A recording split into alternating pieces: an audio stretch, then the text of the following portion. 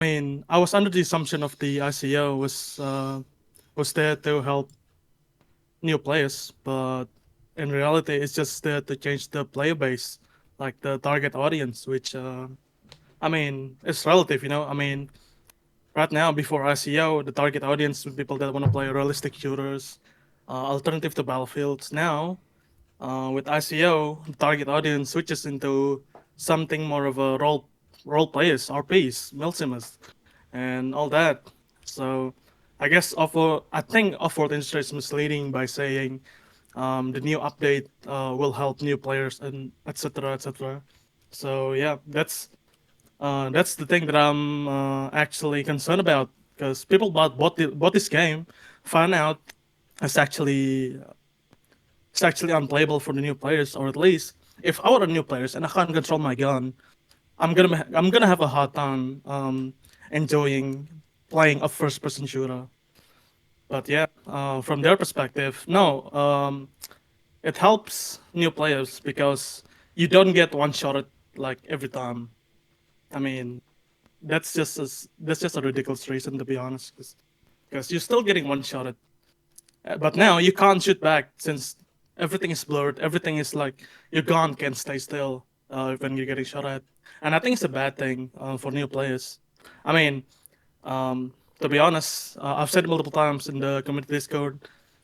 The definition of fun is different for every players. You know, like, but I'm just not having fun, and I think players that thinking, hey, squad's gonna be a realistic shooter like Sandstone or maybe a more hardcore battlefield will actually drove away from squad since shooting is no longer part of the equation, I suppose.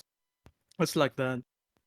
So yeah, I just don't know why Offworld Industries even said this update is for new players. That's the thing Yeah, that I I have to absolutely agree with pretty much everything that you've been saying, TK, is I said it from the very beginning, and that's that, good players are going to continue to be good players, and the bad players are going to have a much harder time fighting against them. And I've now been playing it for hours and hours and hours on end for the last 2.5 days or 2 days, however long it's been. And you know, all of the comp players, all of the really good players that were already using teamwork and were already playing the game correctly, like we're still going incredibly positive with TKs or not TKs with KDs. We're still taking out halves and radios just fine. We're still pushing points, but I'm noticing a lot more. And of course, everybody's going to say, KD doesn't matter, this, that, and the other. But we're seeing a lot more 0 kills to 15 death players on the scoreboards now, and I think if people are having fun, that's one thing. But at the end of the day, like you know, this is if you a can't kill PvP people, then game you can't after all. push. Yeah, this is a PvP game. So I mean, if you compare that to Arma with the scenarios and somewhat scripted gameplay, like say Karma Cuts 120 players. I mean, you can role play in that. Um, I'm actually going to play something close to that in the near future. And yes, you got the scenery, you got the atmosphere, but in squad, I think most of the time, I mean, for all players, for good players, you're trying to be as effective as possible at winning the game, even though it's pub game, or at least you're trying to be contribute as much as you can to the team. And by removing the gun aspects of squad and RCO, it just doesn't make any sense. Like killing, I mean, how do you cap? How do you cap points? You need to kill to remove players from the points, and you can't even kill now. Like, yeah, unless they change the game mode, I think the mindset of hey, I need to be as effective as possible in combat will always be there. No, another thing that I'm really noticing as well. Again, I've been playing for hours and hours and hours on end since it released. To my discomfort, if you will, because I have not been having fun. But um, they said like this is the teamwork update. Okay. What I'm noticing is the people that were already playing correctly, using teamwork, working with their squads and with other squads in the team, they are being more effective. But if you look at if you look at the matches, both in Bella's TT, since Moydog is such a huge person right now as far as YouTube goes, you go to Potato Fields, whatever, like you're still just seeing a blueberry army running from hab to point, dying, respawning, running from hab to point. The only difference is they're all staying so close together that more people are getting killed by lats, more people are getting killed by nades and everything else. And then you see a squad like, my squad, if I'm running it and we're spread out and we have 5 people spread out over 150 meters and people are like, y'all aren't playing together, blah, blah, blah. But it's not true. And it's actually more effective to run that way now, but nobody's doing that. Um, I think that my personal opinion is that the sentiment that this is the teamwork update is completely false. It didn't help teamwork at all. Um, Blueberries are still being blueberries. They're still doing exactly what they've been doing before. It's just slower now. Something I want Yeah. to add. I I finally got the chance to play the ICO update today earlier. I was playing Heli, but to put this in summary, I joined. It was a clan server, full 100 player server. But the problem was that nobody was talking. All the blueberries were talking, but I made a squad because I was a pilot, so I was pilot squad, and I was like, hey team, so what's the game plan? And then the person whose commander is belongs to that clan of the server, he did not say a thing, and same thing with all the other squad leads. No one said anything, and I was like, okay, good talk. So throughout the match, SL's dead silent. This silence was even worse than pre ICO. I was so surprised. So part of me maybe this is a premature assessment because it's only day 3 of this. So maybe as the days go on, SLs will talk. But I'm just surprised. Like this is a clan server. Nobody was talking. Like what happened? My question for you is, if you paid attention, how many of those SLs were part of that clan? Oh shoot! It's just like probably at least 2. I counted at least 2. Okay, well, in that situation, those two were probably in Discord talking, but yeah, it hasn't increased communication. It hasn't increased overall team cohesion outside of the, comp team slash clan community. Um, it hasn't done anything but really slow. Like it, I will give them this. It did slow the game down. Um, whether that's a positive or a negative is yet to be seen. But the way it's slowing it down, I think, is a negative. I think that the things that we discussed the other night, as far as spawn mechanics and things, would have done better to slow it down in the right way. But now it hasn't changed the spawn run die meta. It hasn't changed the fob spam meta. If anything, it's actually made the fob spam meta worse. Um, and I don't think it's doing what they said it was going to do, and that's something that we all said was going to happen from playtest 1. We all called this, and it's affecting the games. And now, if you're not playing with your friends that you always play with, if you just try to go in and play with randoms, it feels like free weekend every single match. Understood. Stylo, welcome. Would you like to introduce yourself and let us know your squad background and whether you're pro or anti ICO? So basically, I'm here invited by TK. I'm basically in the same clan with him and working under him. I got how many hours do I got? I got around 1,600 hours I think on my belt, and I hate ICO. Anything else I need to introduce? No, that's perfectly fine. Yeah, and I think day 3, what I would really like to focus on today is because there's a video, just to be fully transparent. This video came from Moydog, and I saw a lot of developments going on with the Steam reviews too. So I'm not sure if you guys had the chance to watch that video or also to check out how crazy the Steam reviews are going today. But what are your thoughts on that? I do watch it. I haven't got the opportunity to watch it. What is the video about? What's the point of it? So basically, Moy going into the Steam reviews and basically making individual argument for each review that he picks. So any review that he can picks out and counter argument, he made a video about it, answering the question one by one. Yeah, let me link it up in the YouTube sorry, in the Twitch chat real quick, so anybody who's interested in watching can watch it real quick here. Well, yeah, basically it was about him talking about the review bombing. Super, did you get a chance to Yeah, watch it? yeah, I'm watching it right now. Ah, pulling it up I right mean, now. Over I 50. said this the other night, and I still hold to it. I don't really see it as true review bombing. I think, with the exception of a couple of outliers, mostly all of the reviews are honest reviews that go into detail about why they're giving the negative review, and it's people think it's like all of a sudden, but we've all been saying these things since playtest one, and they told us to wait for release, and we did wait for release, and then after we saw what we got, we made the reviews. Um, I don't think it's true review bombing because I don't think that it has malicious intent. I don't believe that people are doing it to specifically review bomb. It seems like the only place where the high hour players that are against the ice really have a voice, and they feel like that way to really make their voice heard is through the reviews.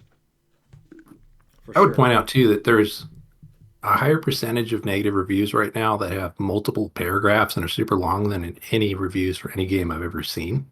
So these are thought out Thought out reviews with, reviews. yeah, review bombing is not that. I mean, when you look at the majority of reviews, negatives and positive, you can make a conclusion yourself on what kind of player base that's leaving negative reviews, what kind of player base that's leaving positive reviews. Again, there's nothing wrong with liking the ICO. It's just that the fact that LWI just completely forgot about the old player base and just try to change the entire market, marketplace. Yeah, Uh, because if you notice, most of the negative review coming from player with thousands of hours, while the positive, the majority is coming from people with 200 or only 300 hours. I mean, there is one with 100 hours, but he basically just say, I like it and stuff. Yeah, also, most of the argument on the positive review is more like, I like it, nothing else. I'd also point out that there's a substantial number of positive reviews that happened after the Moydog video dropped from people that literally have not played the update or have played it for less than an hour, which is not a coincidence. Somebody mentioned that those people that had less than an hour were possibly bots. Is there any truth to that?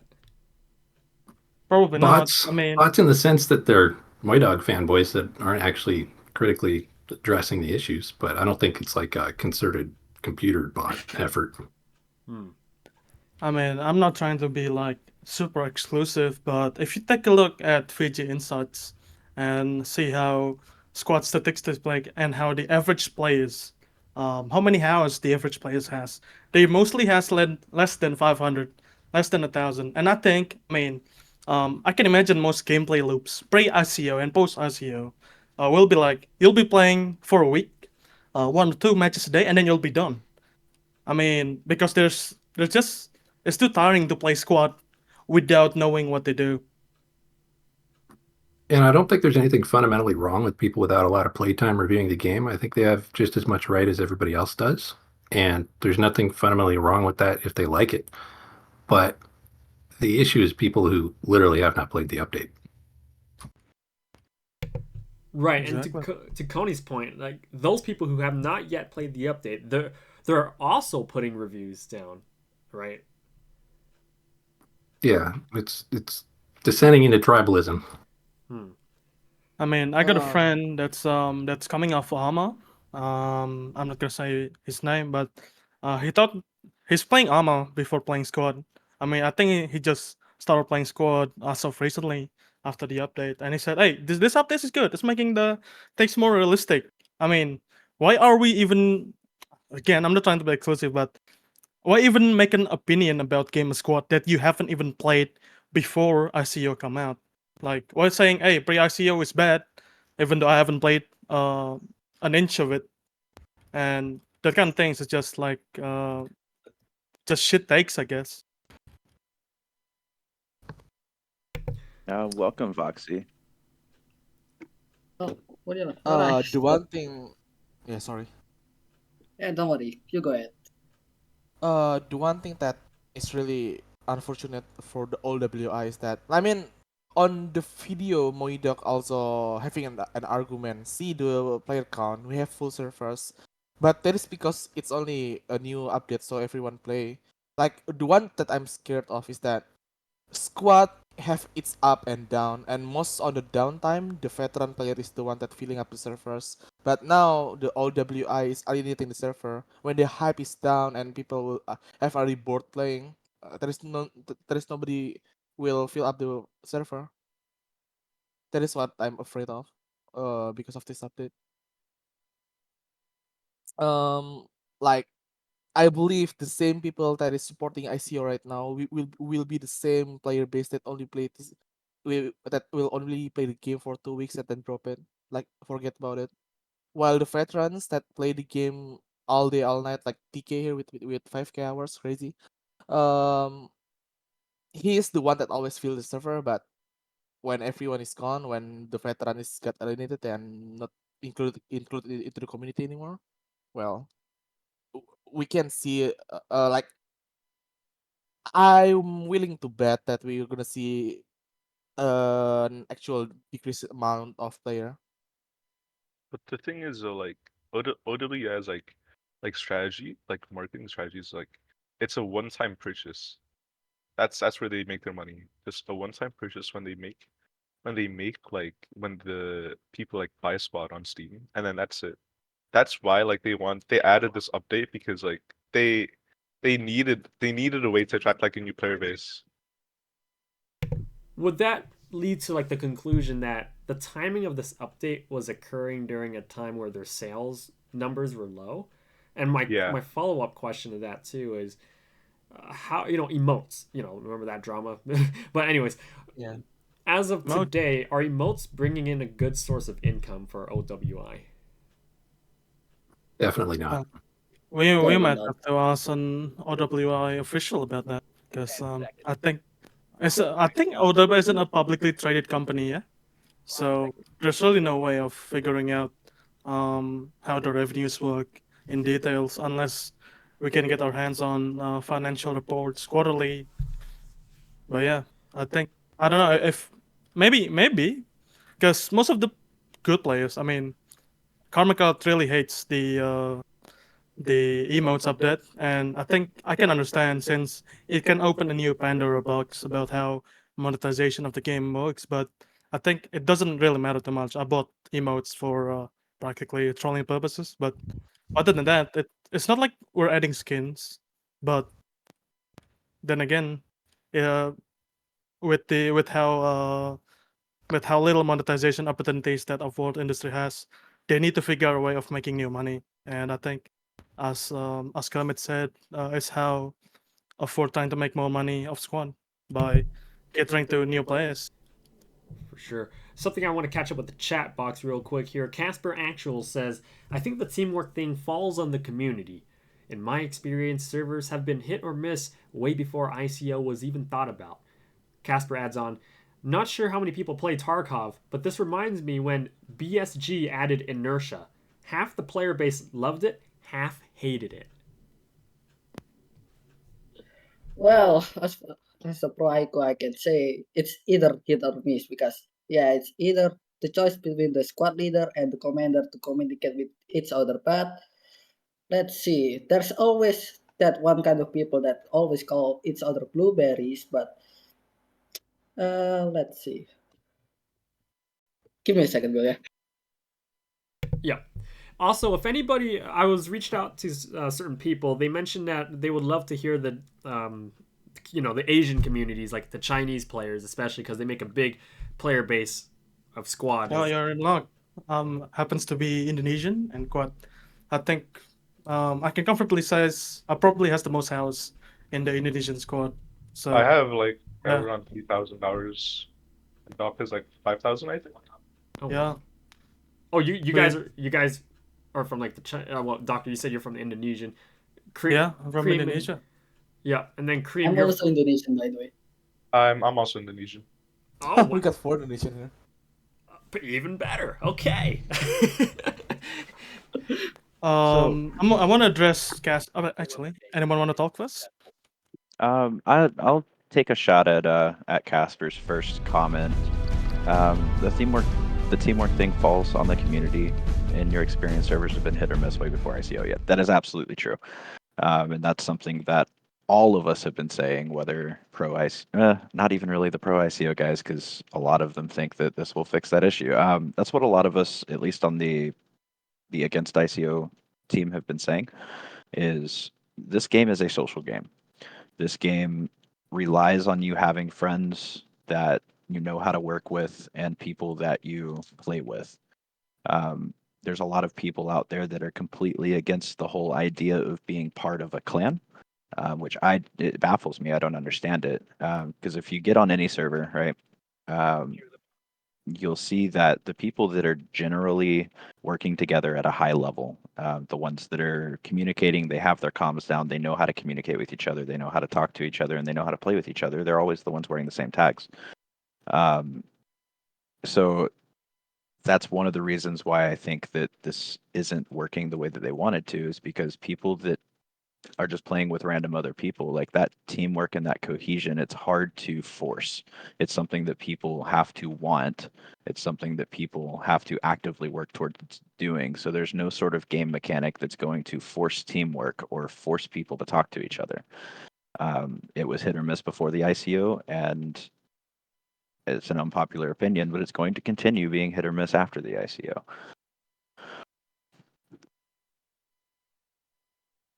Awesome. Real quick, here we got a couple chatters in the box here. It looks like they're mentioning a lot about suppression. I'll read through all of them and then we can go from there.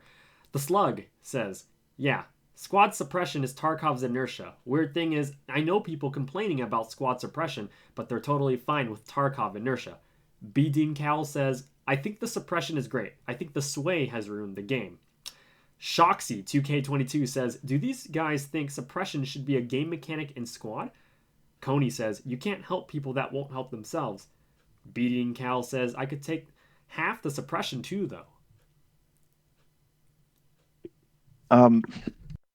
So my personal opinion, just to catch everybody up, and this is an opinion that I found is pretty much echoed or agreed with throughout the well, anti-ICO crowd. I think suppression absolutely should be part of the game. I like the suppression part of this update. I think it's a little bit too much. I would be happy if it was just as intense, but gave us like tunnel vision with some clarity instead of a full blur of our screen. But yes, suppression absolutely should be part of this game. As far as like the other parts of the update, I'm perfectly okay with most of them. I I'm okay that they got rid of the lean spam. I think that the current lean is a little too slow, but they got rid of the lean spam, and I'm for that. The vaulting mechanics are cool because being able to jump out of a building and press vault midair 5 stories down to get into another window, that was kind of cheesy. I'm glad that that's gone. Um, most of us are upset with the weapons handling. Suppression isn't what we're complaining about. What we're complaining about is the weapons handling and the sway mechanics. I don't like the suppression mechanics, and I think a lot of other folks don't. However, I do agree with you on the weapons handling. I just don't think they're separable. They're two aspects of the same thing. I think it's the fact that we're not allowed to punish. Not exactly. Sorry, let me reiterate. We can't shoot back if you're getting shot at with the new mechanics, and I think it's the thing that I hated the most. Once you're getting shot at, you're practically done. Like, if you're facing, especially if you're facing like fellow good players on the opposite team, once you're getting one tap, you're getting suppressed. Your gun is flinching. Your screen went blurry. You can't even recognize where the shot's coming from, because unlike the previous build, you can use terrain to figure out where's the shot coming from. You can see muzzle flashes.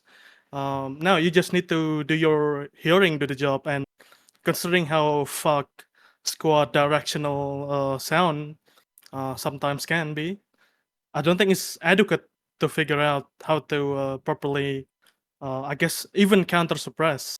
Unless you're a big fan of shooting randomly at a random direction at what you think at the enemy is, it won't be a good thing for the blur. and for the weapon sway and the flinch to be a thing. You know, again, this is the thing that they implement to slow down the gameplay, and I don't think it's slowing down the gameplay. I'm playing as slow as maybe not as slow, but definitely slower than I used to be. But it doesn't mean that I play worse than I used to be. It's just something that an artificial cap on how players can shoot back. I would like to argue against that because yeah, there's a perfect counter against that. I have told you before, like there's like fire team inside squad. The squad wasn't supposed to be bunched up into one position with each other that could be suppressed in one position. Like you need like to split your squad into two, like make them distance each other like from 100 meters. So if you get suppressed, your task is to call each other from where the direction the fire came from, and let the other fire team handle the job. The game is kind of rewarding you for you know cooperation and teamwork. So yeah, it's kind of hit or miss. Sorry, Foxy. First off, I wanna ask, what kind of players are you playing with? With pre-SEO and post-SEO. Are you Oh, playing it's with a clan? Are you playing public? I'm mostly pro ICO and I No, usually no, play sorry, in sorry. public. I don't ask if you're play pro ICO or not. But are you playing with a clan or are you usually play public? Oh, I'm a casual player. I'm just a random guy, to be honest. I don't have a Okay, clan. so you play with public. Absolutely. Yeah. So I think it's kind of naive to think that most public players um will have that kind of cooperations. I mean, it's true. What you said is true. It's the meta now. You tell your squad to do an L-shaped flank on the suppressing enemy. But that's not how it usually goes in public, unless you're playing with your usual clans. But in public games with public random squads, it's not gonna be like that. I mean, I played on the OCE servers, and the majority of the times it's still the same gameplay loop. Player just run in, run in, run in. Blueberries run in, run in, run in, run in, and then this time I can't even fight. I can't even help myself. If I were getting shot at, I just duck, and then I think most of the time I'll just die since once you're on the ground, it's very hard to see through the grass, or at least for me with the blower, it's very hard to see through the grass where the shot's coming from, and I just get fucking killed. That's it. Now I just took major long flanks, fucking walking for like 15 minutes into a hab, into a radio or whatever, and just practically playing like a fob hunter will be. So Um, what Doc is trying to say, like as a public player, you are really putting too many faith in the casual, like on the public players. Like in the public players, because you're not gonna get that kind of thing with public players. yeah, they will mostly just play with no mic and then just disconnect once they are got killed or something. Yeah, exactly. So I think it's naive for industries to assume that everyone will play like that. Again, it's a social game. Or isn't it? Of OWI isn't even haven't even had any contributions to how they teach the players. They only got the tutorial. Sorry, the fucking Jensen Rage and something like that, and it's done. You need to learn everything else by playing. That's the kind of thing that actually pisses me off. Since why um why But I they're believe, implementing these features. the cooperation in US and Europe server is a lot better than OC and Asia, I believe. I believe the teamwork stuff is that people doesn't talk to each other. It takes times. Like the ICO just force each other to actually play together. But considering the time frame is it's like 3 days after the update, people need to adapt. People need to you know uh, um people need to people need to talk to each other. Like someone probably not talk, and you'll be the one that need to trigger the teamwork and hold on. I need to refresh something here. Yeah, All right, so I'm sorry for that. basically, Foxy said that the ICO update will finally force people to actually communicating now. Yeah, but it took a time. It's still 3 days after the update, so let's be positive right here. Right? Do you guys all think that actually gonna work? Do all of you think? So let's look at what OWI actually was trying to do with suppression. Like it's not just generic increasing teamwork. They want fire and maneuver elements. They want one element to fix the enemy in place with fires, and then a second element maneuvers on them and kills them. In practice, that doesn't work because you don't have enough communication in a pub server. So you end up with two homogeneous bodies of two forces in one big stagnant linear engagement where they're both sitting there shooting at each other rather than maneuvering because their game doesn't lend itself to that kind of coordination unless you're claned up or in Discord or something. And I think a contributing factor to that is the fob and rally dynamic where squads just can't stick together because people die one by one and respawn one by one. And over time, that disperses them across the map as they try to get closer to the rest of their element or just buzz off and do their own thing. True, that And is true. that exact point that Coney just made, that brings us full circle back around to what we were saying on the first podcast is if OWI really wanted to do something to increase teamwork and increase cohesion and slow the game down, they would have addressed spawn mechanics before they did anything else. Exactly. Shangxi in chat said, honestly, I think if OWI organized a think tank made of long-time players, we will have had the same output without needing to change gunplay. What do you think about that?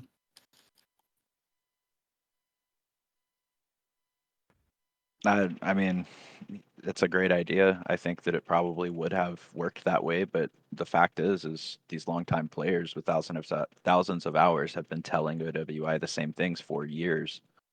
So it's just about them listening. But apparently we are the minority. Apparently. I think we'll see who the real like minority is in the next 2 or 3 months. If player count drops significantly, then Yeah.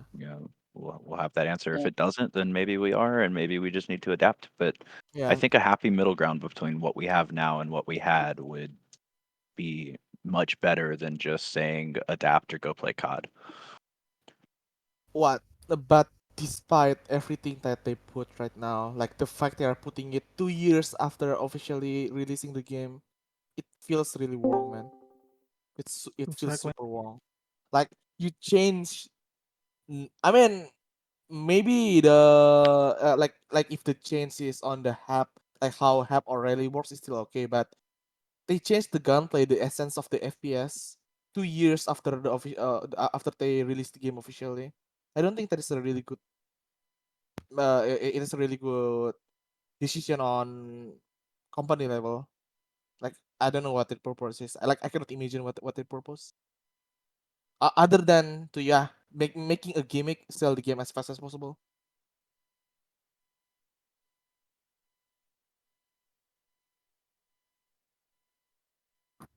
Yeah, it's hard to tell if it's a cash grab or if it's ineptitude.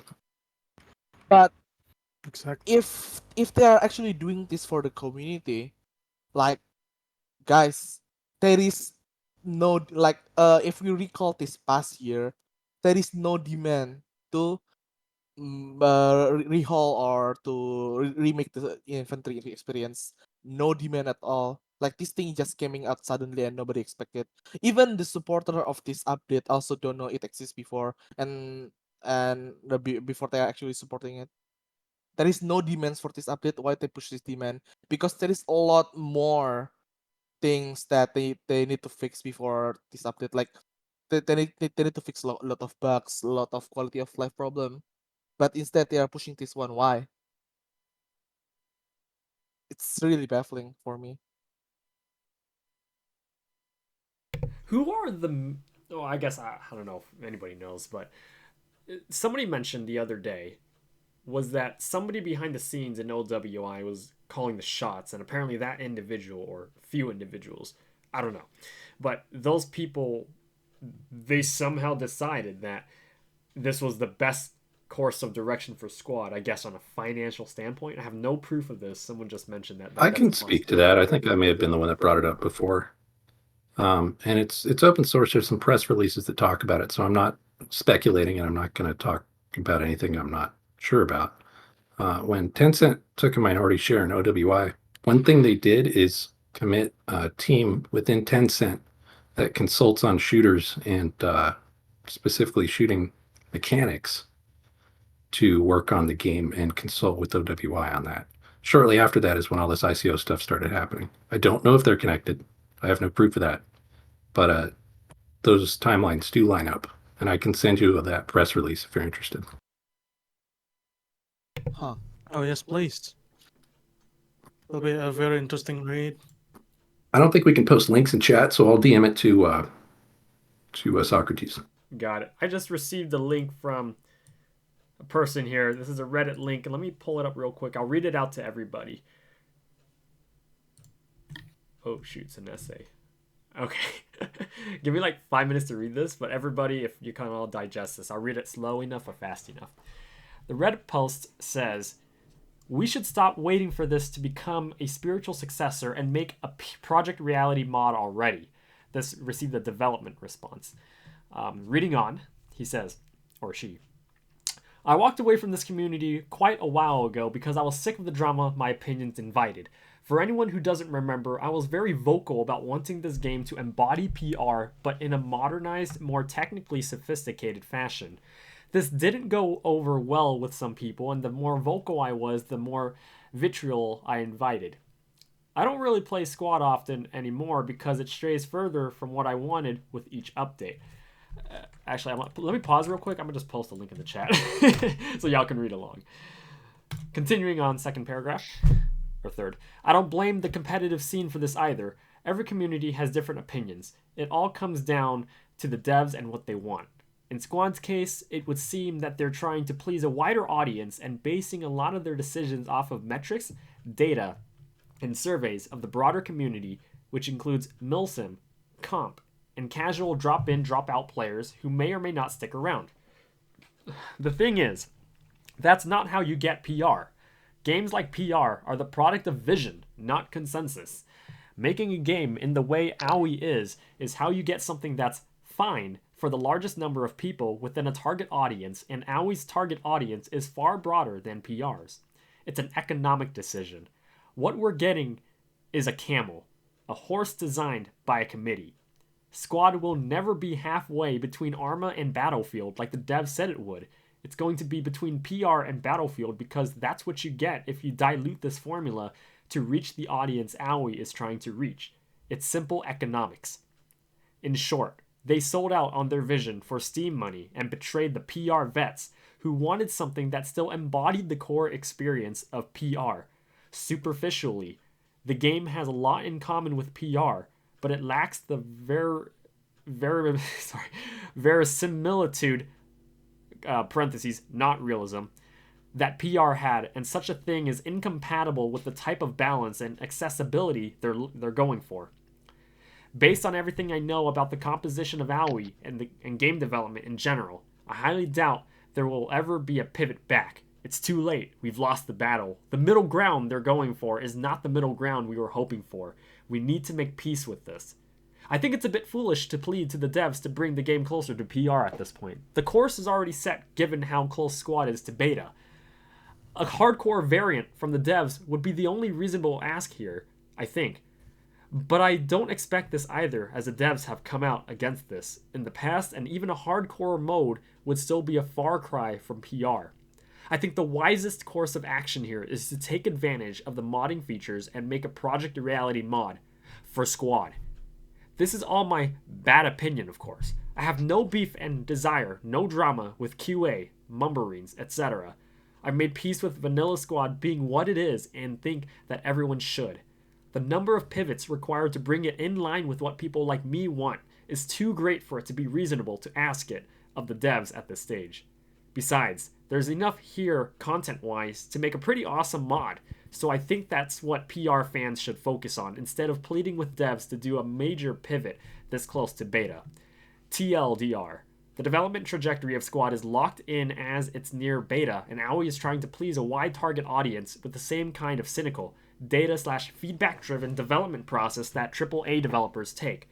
Those of us who wanted a spiritual successor to PR or PR 2.0 should stop expecting them to do a major pivot at this stage and should instead look at the modding community to bring Project Reality to Squad.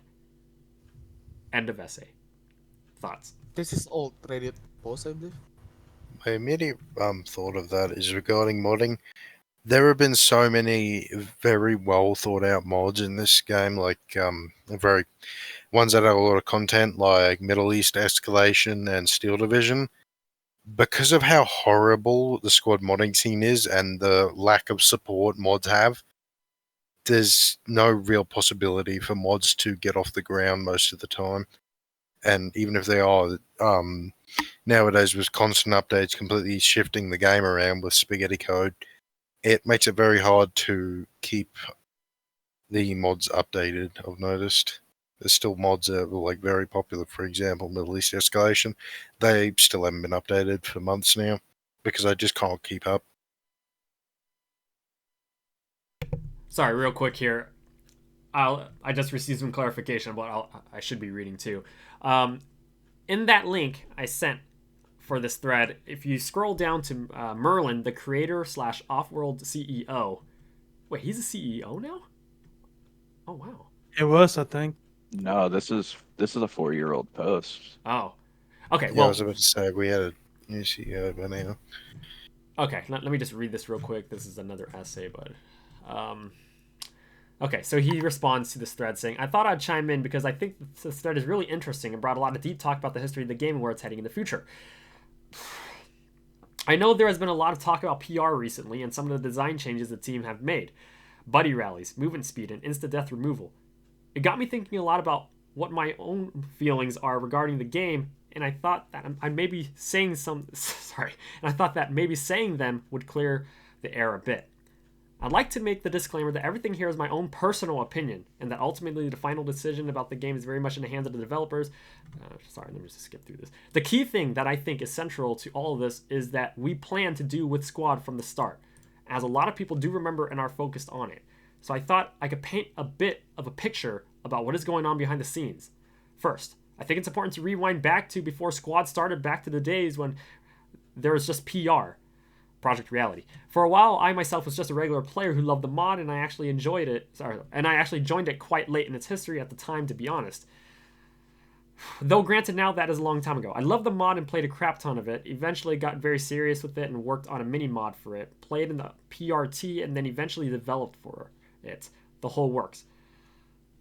What I participated in, though, was as a developer on some of the earlier attempts at making a commercial version slash sequel to it that ultimately didn't pan out. Around the time we first started Squad, it all began with the talk myself and a longtime friend of mine on the PR team had Skype one night, who for a while at that point was the project lead for it. For context, I will still... okay, skipping over this. The thing that is important to highlight regarding this is that at the time, he and I discussed two key things: the association with and direction of Project Reality at the time, and the fact that previous attempts at PR2 have never gotten serious enough about their survival to get off the ground. With that, and in particular, with the group we first pulled together of PR developers, I think was born of two things which led to very important foundational aspects of the game and the company. The first was the idea that we wanted to branch off from PR and make something that, while inspired by PR and trying to carry on a significant part of its legacy, was in fact different. This was at the heart of the brand change to Squad.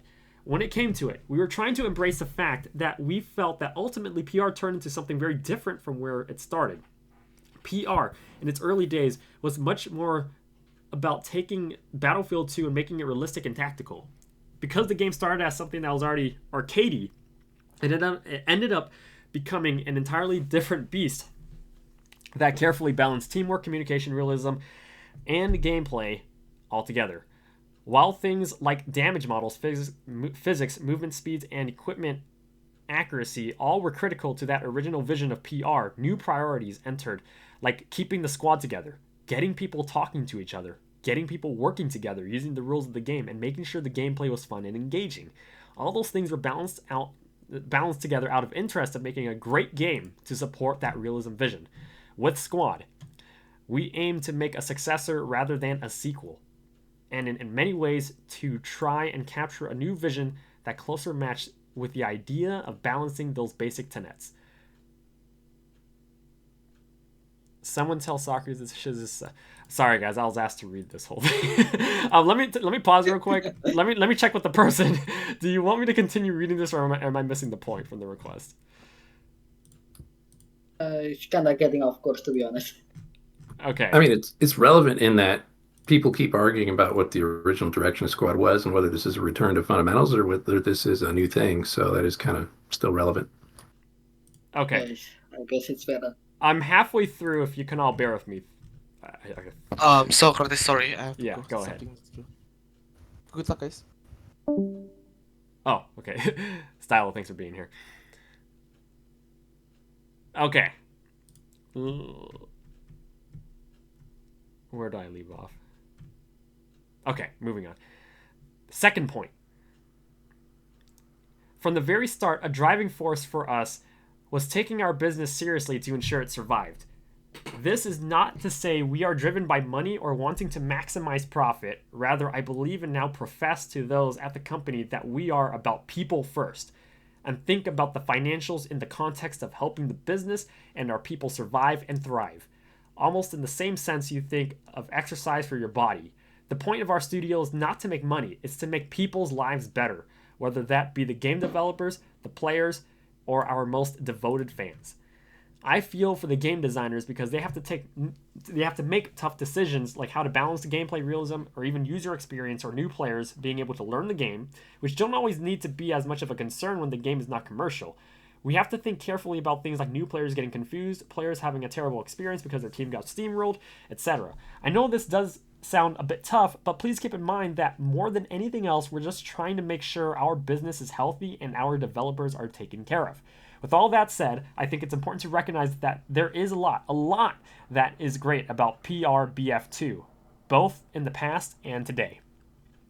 I think the design of Squad always has and will continue to evolve independently, but we do think very carefully about a lot of the features and design decisions that came into PR. It's worth mentioning that for a while we've had one of the original designers involved with a long period of PR's history, Fuzzhead, as the lead designer for Squad, and I can say without a doubt he has worked hard to make sure we always try our best to stay true to as many of the spiritual aspects of what made PR BF2 great.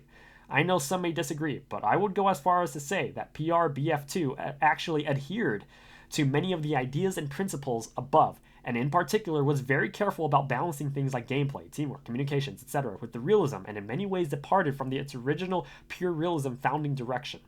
This is why I like the idea of being a spiritual successor rather than a sequel, where we are much more about the spirit of PR than the name and want to keep it running the way we feel is right.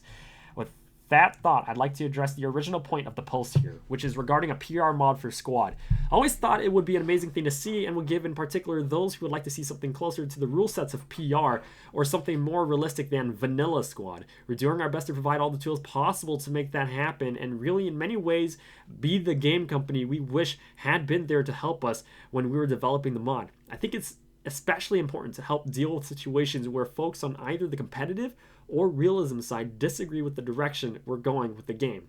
This is exactly why we are trying hard to put modding in the first place, and why we all started as modders to begin with. We had something we wanted to build, and we built it.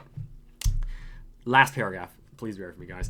With the latest version of modding that's being rolled out now, I think there will be a lot of opportunities for a PR mod or many other types to get more exposure and become a huge part of Squad. On a personal level, the key driver that pushed me when we first started the company was to make sure the unique culture that existed in PR did not die. For me, the key to that culture is not about the realism nor the competitive side. It's about being able to jump into any given server and any given squad and talk with folks, work together, and even goof around with other random players who like FPSs on the internet.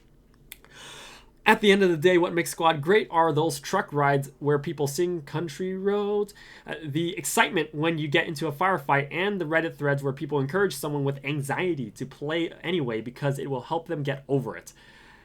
If ultimately we can build a modding ecosystem where the spirit and culture is alive and well across the game, I think it will be a great thing, and we will have introduced the PR style camaraderie to much more than we were ever able to do with only the mod, which would be amazing. Regards, Merlin, parentheses, Will. Thanks for being patient, everybody. So I think one short paragraph that you skipped, it was in the middle of the one you left off on. It says, I do believe that by any reasonable measure, Squad is much more realistic than almost every other title in the FPS genre and remains to be. I do think a big thing we often find ourselves doing is finding a sensible hybrid between the more PUBG style gameplay and the more Arma style realism. For me, the idea has always been to try to bridge the gap between those two and unifying people around features that get them talking to each other. Yeah, so I think what Coney said earlier is right on the spot. Everybody keeps saying like back to the original vision of Squad, and the original vision of Squad being Project Reality. I think this post shows that you know that it was not the original vision of Squad. They blocked.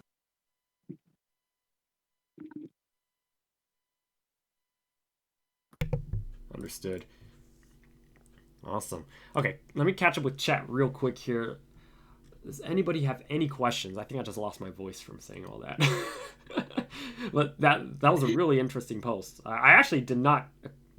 Sorry, 7 years ago when that post was made, I missed that one on Reddit. So thanks for sending me that. Whoever sent me that.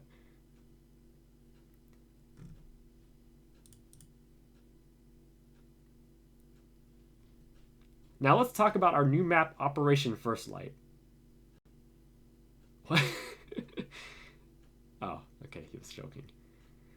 Let's see. The Slug says, I mean, TBH, the misalignment is okay when not being shot at, even on full auto, isn't it? Have you just tried it? I think it just gets super bad because of aim punch when being shot at. Suppressed because people don't even have to hit you to trigger the aim punch. Since he's responding to me there, I disagree wholeheartedly. Just go into Jensen's, pick up the Australian faction with their magnified optic. You can be full stam and just walking, drop to crouch and try to aim, and it's a full 3 or 4 seconds of black optic before you finally get a sight picture. You don't have to be getting shot at for that, and that's part of what I think people think is taking it too far. There's a lot of posts that I've seen about people talking about like seeing people 50 yards away running through a field, and by the time they actually get a sight picture and not just a black optic, the guy's gone. That's absolutely the case to it. You don't have to be getting shot at for it at all to have that effect, and it's frustrating to say the least.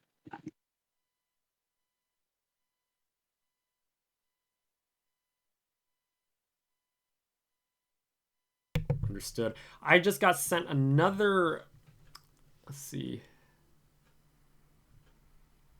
Never mind. Foxy, since that you're here, sorry, Voxy, since that you're here, a question. And you correct me if I'm wrong. You mentioned that you barely have any hours in this game, right? Yep. Okay, so I think this will be a nice question for you. From the ICO update, do you feel that this is facilitating teamwork, or do you see you personally like how would you be motivated to do this whole teamwork thing in the game? That's for question number 10. How should the company of Squad Aoi encourage more teamwork tactics? Why that? As as far as can what can I say is the official encourage more teamwork tactic is actually preventing lone wolf thing, right? Like that's what the ICO is it about. So, but but I do see the point is it the gunplays and the gun reliability is kind of worse as a result. But from what my experience is from playing the game, I see a lot of squad leader actually telling me what to do. Like seriously, people people are people are talking to each other, but it's kind of hit or miss. But hold on, I'm gonna having hard time to talk. So as for new players, to be honest, it's pretty hard to adapt to the current play style. But after taking a while, I've spent like 2 hours playing the game, and I managed to adapt and taking things more slowly. So, but how so we encourage more teamwork tactic? Yes, well, from what I can say, it's quite pretty hard to do so because of the communities. standing right now because it's more like competitive other than realism. So I know it's kind of off topic, but I generally had no idea because I have no voice about this. I'm sorry about this. Awesome. Thanks for Well, sharing. Yeah, that helps a lot, honestly, because we're, from the past 2 days of the podcast, we've been really interested in hearing, especially from new players, is the effectiveness of this update in terms of facilitating teamwork, or if there's even like a relation between the two. Foxy, I got a question for you. Yeah, sure. Have you been playing before ICO or only after ICO? Oh well, I was already played the game ever since version 2, like before the US Marine Corps came in. Seriously. Ah, okay. So, are you relatively new to the game, or It was to be honest, it's kind of I'm relatively new, but a few years ago I was kind of playing this game, but my PC kind of blew up. So yeah, that's why I got like low hour, like 50 hour, not 1,000 or something. I see. If you are a new player, what would you prefer? Uh, ICO or an actual in-depth guide and guidance, active guidance from communities and players on how to play the game? Well, to be honest, I prefer the active guidance from the players. But the IQ part is, it's forcing the player not to run around and one tap into, one person head from the behind or something. But as a new player, we want to contribute. To be honest, like we don't exactly need to kill, but we actually want to shotgun. So, but ever since the ICO updates, people have been contributing so much by even just shooting a gun, making the other people suppress. I'm even though I'm a new player, I've like before the ICO update, I did get a lot of kill because I usually die a lot and either get one tap by sub sniper or someone that is actually very skilled than me. I see. Uh, I see. Thank you for your answer. I Anyway, think what I can take from that is that new players generally have no idea how to actively contribute to the game.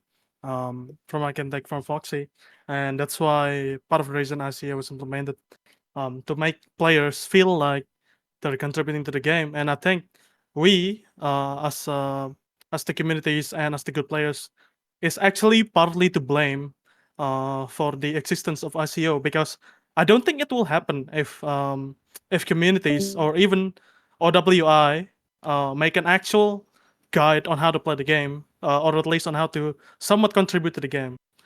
Because right now, pre-ICO, from what he said, he's getting one tap. He doesn't know what's going on. He doesn't know what to do.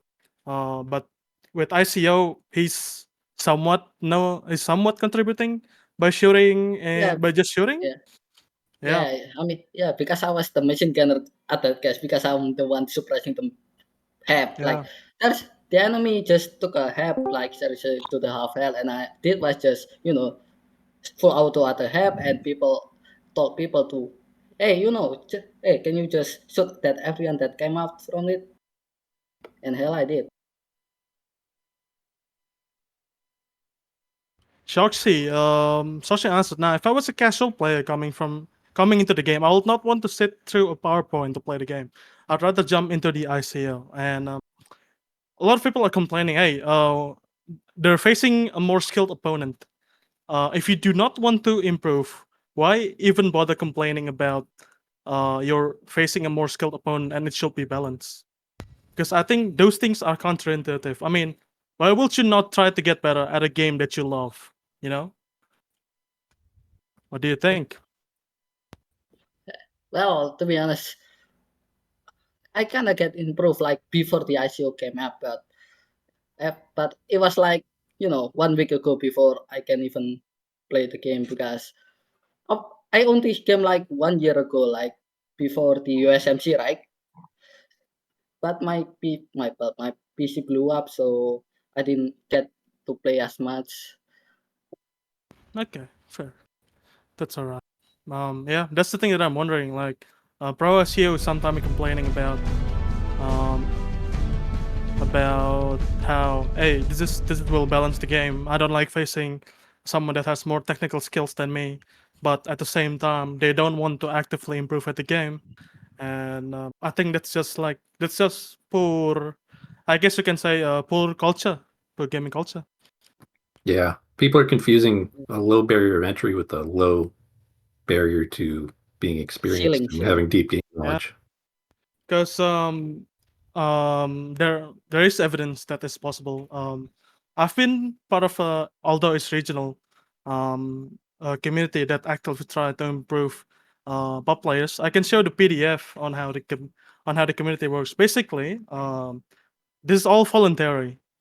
Basically, we force people to play with a certain protocols, I suppose, like how callouts work, how playing with a squad usually works. So, if usually if you're not having callouts when you're getting killed, you usually get yelled at, and I think it's the only way to improve how players work. They need to do it themselves. They need to want to improve rather than getting spoon fed by ICO, I suppose.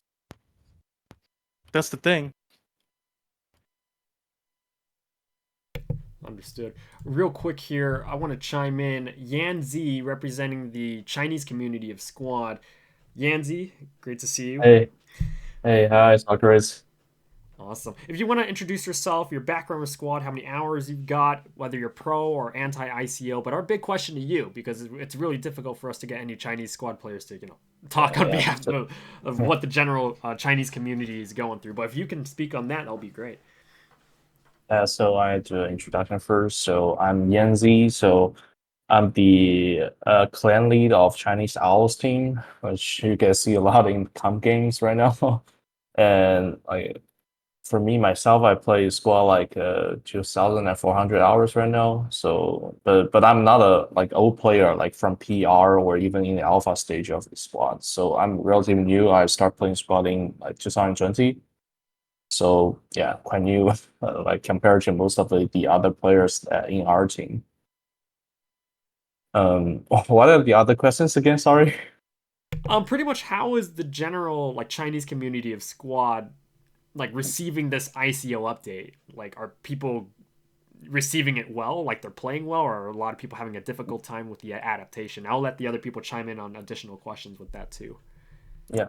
So for me, like the situation, at least in our community, is kind of, I mean, it's kind of the same with the more like a Western or global community. It's also like people hate ICO because it's so difficult to actually control your gun kick, and also like because the demand of the teamwork is much higher than the 5.5.1 5.0 version. Um, so because the demand of teamwork goes higher, but players still remain the same. So and also the every matches go prolonged like to an hour or another hour, an hour and a half or like that. So people are not very liking the ICO update, and they definitely think some like fine tuning is definitely necessary. So yeah. Real quick here, Shoxy has a pressing question, and I think this question is important too. Is it true Chinese players were not able to access the feedback form / playtest from OWI? Yeah, because it is true because people in China, we cannot access any like services provided by like Google, for example. Like we cannot access Twitter, we cannot access Gmail, cannot access like any Google services. So yeah, as long as the OWI is still hosting any feedback form using these kind of services, Chinese player cannot access it. Do not have the access. So yeah, that's a problem we run into when they're doing the PT test for ICO. And me personally, I think it's a large scale of a feedback form. So it's like exclusively like just for the CN community. I organized the feedback form.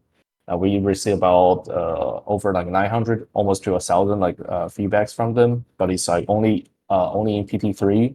but we just don't have the chance to do for the upcoming PTs after PT3. Yeah. Understood. A real quick follow up question here from I'm Big in Japan 1. He says, what are your thoughts on the ICO as it pertains to Comp Squad? I know that slower for competitive is always worse, but do you think there are tweaks within the current system that could be made to make it playable and even watchable? Yeah, I'm actually in the chat now. So. Oh, jeez, Louise. Hi.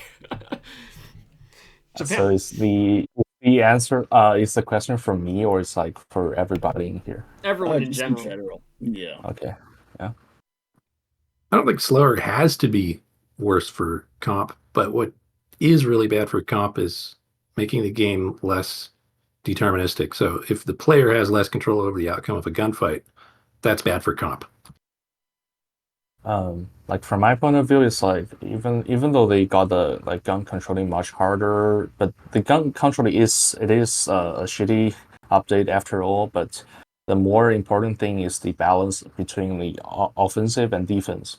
So in the previous ones, we already with the addition of other like constructions like the observation tower, the introduction of those how do you say that, those camouflage nets like that. Introduction of those is really like imbalancing. That's one of the major problem that Com Squad choose to like disable all those constructions because they're just too imbalanced and really destroy the fun when you are going for offense or attacking choke point because people can just turtle using all those camouflage, and that's too hard even for a teamwork level as a comp level teamwork. It is still very hard to attack. So that's the main problem we got right for the ICO. Like ICO is just another big nerf to people's ability to do any type of attack because you need to like stabilize your gun first, and every movement, even you're just like moving your body around, not like walking a little bit, just moving around, changing your view, you still got this stabilized. So that's the main problem I think with the ICO right now. To kind of add to that, do you think there are tweaks within the current system that could be made to make it playable and even watchable? Absolutely. I think that slower gameplay is fine for comp. I disagree that the ICO slowed gameplay down really at all, other than movement speed. But yeah, I mean, keep the suppression, keep the PIP scopes, keep everything. Just get rid of the sight misalignment, the ADS time, and the shitty weapons handling, and I think it would actually make comp a little bit more entertaining to watch, maybe even to play. But to Don't forget Yan's about the point, blur, Stupa. The blur, man. The blur. yeah, the blur is bad. If they want to keep some sort of blur, again, like I said earlier, make it tunnel vision instead of full blur. Um, but to Yan's point, all these changes did is gave the game and the people that play the game a huge defensive advantage where they already had a defensive advantage. So the defensive advantage now is so much more pronounced and honestly at a point to where it's unacceptable. And that's what Yan's saying is that because of the defensive advantage, it makes it so that all anybody wants to do is turtle a point, turtle camp, same thing, right? Just camp in a point, hold angles, and then if they're, even a slightly competent group of players are holding angles in a point because of the changes, it's impossible to push into that point now. Especially if it's a hardcover point where mortars and Vics can't help, it just makes it even worse. So give us our gunplay back and keep everything else, and then we could play comp still. But as of it is right now, comp is literally just going to be whoever makes it to midpoint first is going to hold it and win, and it's going to be boring. Yeah, it's currently the any aggressive behavior, like you're going for attack or something like that.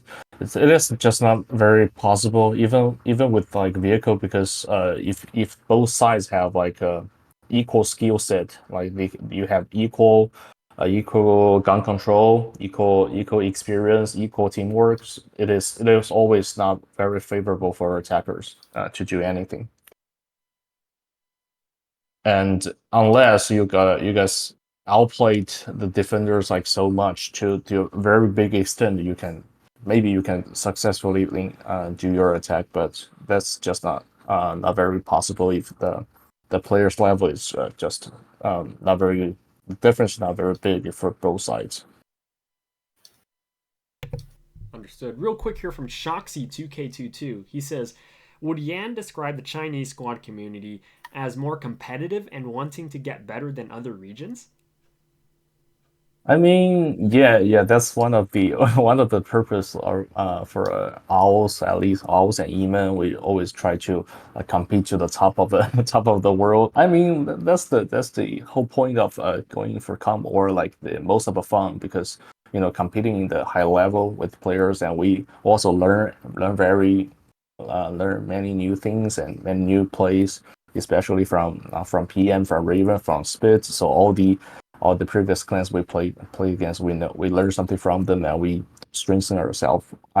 Either like skill set, gunplay, and also like even teamwork. I mean, Chinese squad has, especially for us owls and email, we have improved so much on teamwork right now.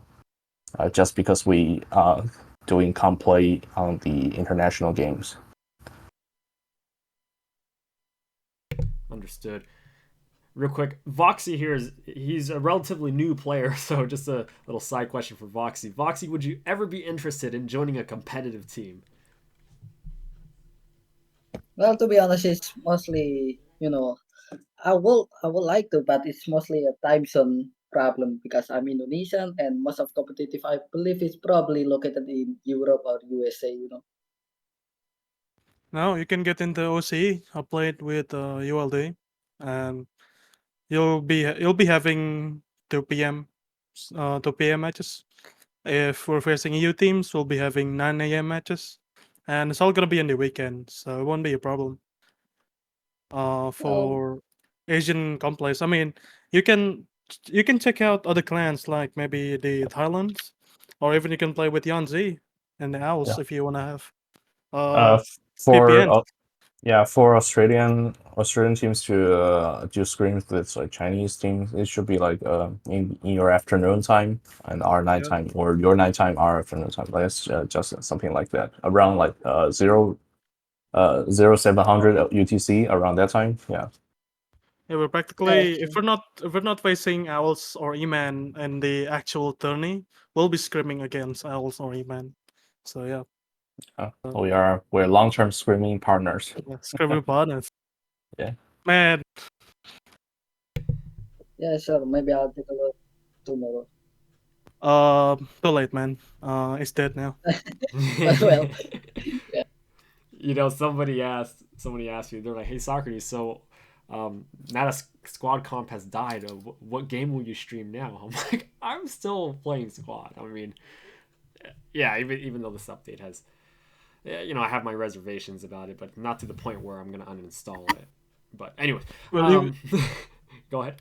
will you be casting the CON Clash of Nation matches? I'm sorry, you're asking or you're. Yeah, Oh, Socrates. Will you be there's CON matches sometime later. yeah, I'm in touch with those, so I'm just trying to figure out a good date. But yeah, in the meantime. Wait. Are you saying like the France vs China that match? Yeah, something like that. The Internation match. Very interesting concept. Oh yeah. Uh-huh. We'll see where squad comp goes throughout the next few days and weeks as ICO. As more people get used to ICO, we can only wait and tell, right? I think SOD and Con is being played with the tournament branch Yeah. because I don't think anybody wants to play a resemblance of competitive play in a fucking Yeah. ICO environment. At least like not in this season. Not in this Not in this season. season, yeah. Maybe not this season. We'll see next year. But I guess we'll see if they're actually gonna roll out some tweaks to the gunplay. But other than that, I don't see anything returning for now for this season. Understood.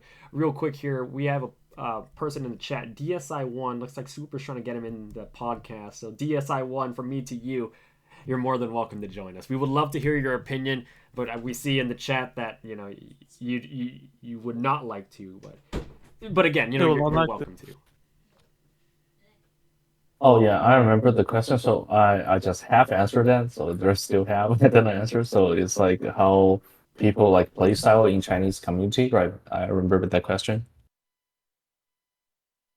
Um, wait, hello, is my internet down again? Sorry, Yeah, I yeah, was yeah. reading the chat. You're good. I hear you. Sorry. Yeah.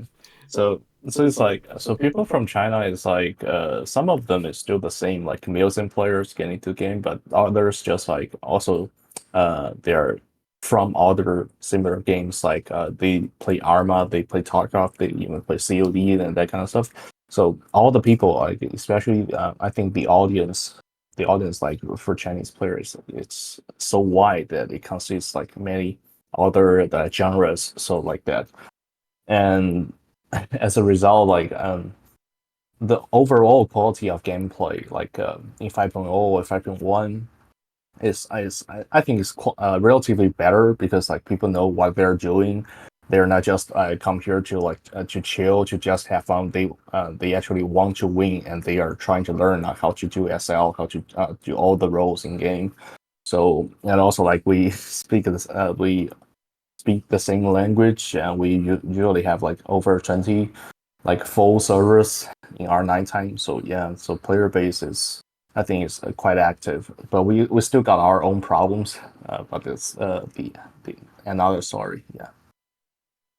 And talking about the ICO, I mean, yeah, right now the most of the voices I heard is like not very in favor of ICO because it destroys the play style and also um, gets people like quite kind of suffering like when playing because they got all the DZ or the because the camera looks like just make people like head feels fuzzy like that. So and they probably like stop playing after like 2 rounds in game and they decide to go to rest or something. So yeah, that's the problem. Yanzi, do you get motion sickness from this update? Actually, I don't think I'm that kind of person that often have the motion sickness. Like the only motion sickness I ever have in game is when playing that Portal 2. But other than that, I don't get any like motion sickness even in ICO. Yeah. So, but that's just me. I know like there's a lot of people out there even in our own comp team that got tons of motion sickness when they're playing ICO. Yeah. Mm. Real quick here, looks like we just got really critical intel in the chat. Doc TK says Sergeant Ross just DM'd me. OISC will play in version 7 branch. The fuck? Nah, dude. So if only, man. If only, dude. If only it's gonna be playing in V7. Hell, I'll play in V5, but you know, that is what it is. There won't be any OSIC, I don't think. I don't know if Ross still actively in the community or not. So, Ah, shoot. So this was bad intel? this was bad intel. This is like propaganda. I I believe mean, that. I mean the point that Sergeant Ross come to OICC channel is kind of suspicious because like over the years like we heard like we just have zero input from the developers and then at this point they release ICO with tons of negative reviews and then they decide to come back. It is just hard to believe that it doesn't have any relationship with some like a marketing technique or like that. Yeah, It just maybe as a just for last, just for some like damage control like that. yeah, last desperate time of keeping whatever comp players available. But I don't know. I guess we'll see if Sergeant Ross, if you're watching, please confirm OSIC will come or not. For sure. I remember if OISE does come out, like yeah, even though it's under the name of Off-World Industries, I feel like for it to be a good tournament, it really did a lot of it has to do with how or who is running the tournament as the managers, if you know what I mean. Yeah. Yeah. There's a lot of dramas back then about who's running what's running what, especially with the split. But I think with the rivals and squad masters, that kind of thing. I think there was something going on. I'm not too sure, but yeah, Yeah, you gotta have there's someone. there's always a little bit like there's always drama when you're doing these community games, but I think most of us just overcome that and they're pretty much awesome with each season and each game. So I don't think drama is that kind of big a problem because it's usually just between like one or two clans. So yeah, I don't think that's a big problem. I think, correct me if I'm wrong, Socrates. The release is actually delayed because OSIC was in progress, yeah? The squad release back in 2019 or 2020. Uh, at least from what I can remember, there's something going on, and that's why comp community is so, I guess, hated by the regular player base. Because from there on out, I guess you can correct me if you're wrong. Oh, you know what? So I don't know absolutes, but I did hear that where the official update was pushed maybe by a few days to allow the tournament that was going on that time to finish. So I think Yeah, that action by itself shows at that time that OWI had some support for the yeah. comp community. And I think that tournament wasn't even like OISC. I think it was just another different tournament, like run by the players. I see. Yeah, Yeah. that's what I can remember from why the competitive environment is at the place where we are now. Mm-hmm. But yeah, This is a tangent, but it's a dying question I've had. People say like comp drama slash like people say comp players are toxic. Like, where's this all coming from? Like, how do like one is like how does the drama start? And my second question is like, what makes comp players toxic? Like, they're just really good. Like, you know what I mean? At playing the I game. think it's the exclusivity of clans, especially in pop games, with how they play. They play with like 9-man squads, 2 9-man squad, constantly rolling the game. Not willing to balance because, to be honest, just spreading the clan isn't really, I think personally, isn't a good choice because you're practically telling players that doesn't have any association with the community to, hey, you need to split. It happens before with the with me and Australian communities. ULD got split, became a drama.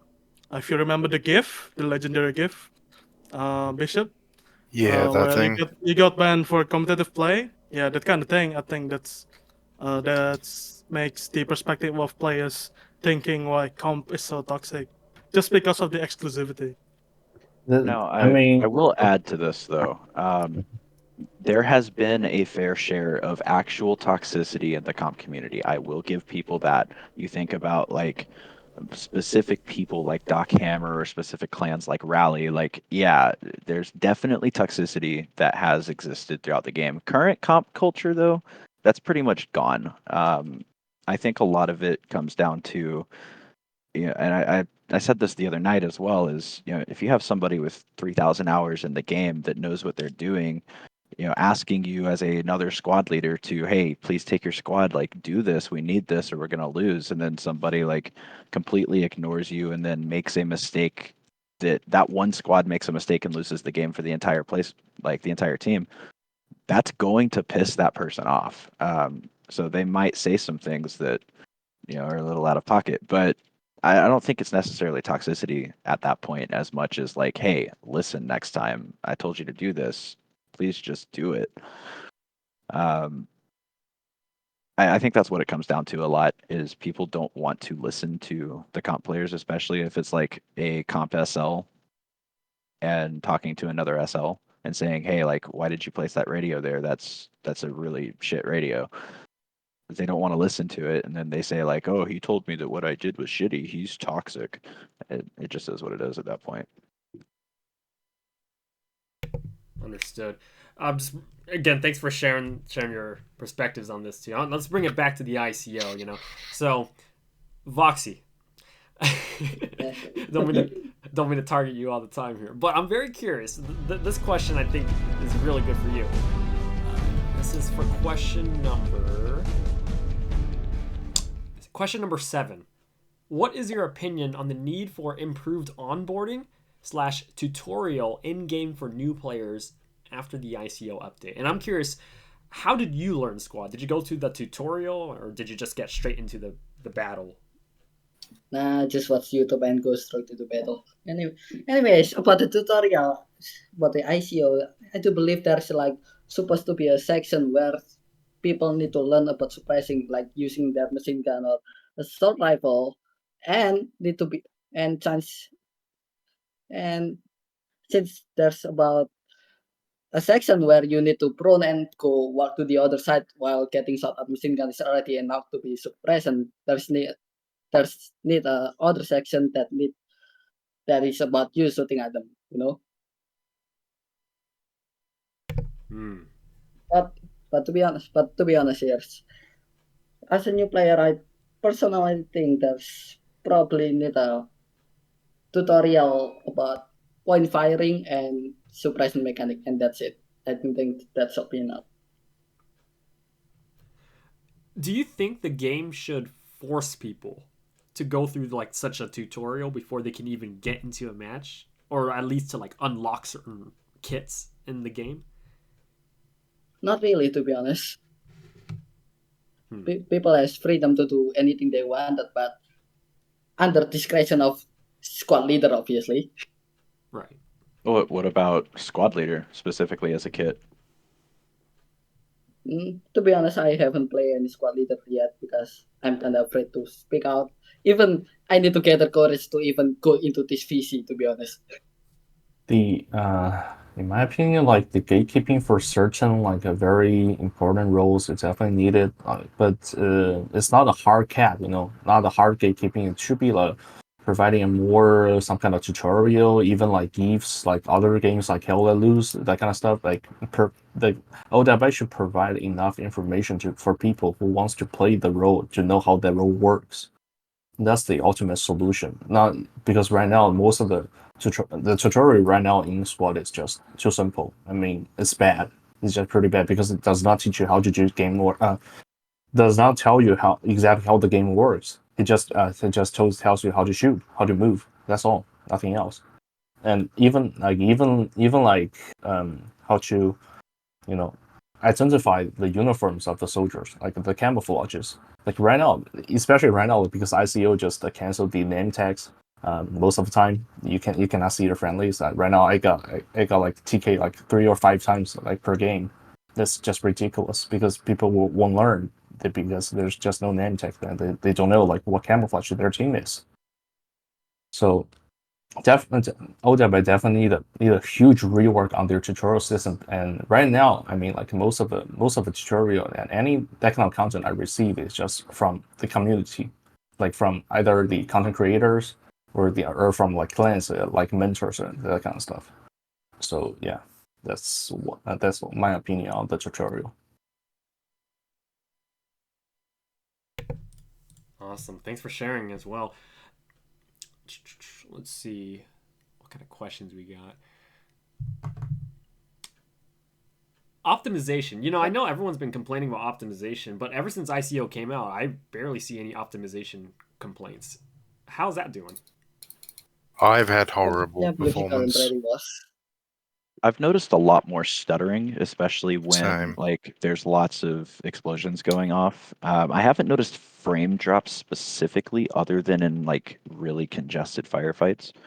Yeah, But I've I'm also running a 13900 with 64 gigs of DDR5, so that might have something to do with that. But yeah, I'm running DDR4 Ryzen 5 5600X. But I have noticed about a 20 to 30 FPS drop, and the game, on top of me hating the update itself, is borderline unplayable with the amount of stuttering I get. Like, I was playing, what was it, Manakugan 2 days ago. It was stuttering every 5 or 6 seconds. It was incredibly painful. Borderline impossible to play the game for myself. And I have a higher end PC, which is well above what Squad's recommended specs are. Yeah, so I got a relatively interesting stuff because when the ICO PT6 and PT5, I was back in China. I was using my 2060 graphics laptop. So the whole experience for it, like from PT1 to PT6, it was like kind of horrible because every time my ADS there's only like 30 like frames per second left. So it's just like kind of impossible for me to fight back or something. But after I get back to US, I upgrade my gigs to like 4080 graphics and also Intel i7 13 gen. So right now I suddenly realized I got the ability to like actually fight back and not just like wiggling myself to dodge some bullets, but I actually got the chance to like ADS and fight back. So that's just incredible, man. Like 30 FPS gaming to like right now I have like over 110 frames per second. Like even in ICO, like when you're ADSing, but right now like when you're not ADSing, you got like 140. But as long as like the moment you ADS, like the frame rate drops like 30% or like 20% like that. So it's still kind of bad. I mean, even though I got a good rig right now, it's still I just cannot imagine like for those people with a lower end PCs. Yeah, I started squad with a 1060 with 3 GB of VRAM. It was definitely a different experience playing a lot of other games, but despite having a heavily upgraded rig, it almost feels like I've got the same performance. Those people are playing this game on the fucking slideshow or something. Yeah, like I used to play it, and is when that graphics overhaul update came. This thankfully I upgraded my PC very soon after. Yeah, it was a slideshow. It was literally a frame every 2 seconds. I don't know how I was able to play. That's insane.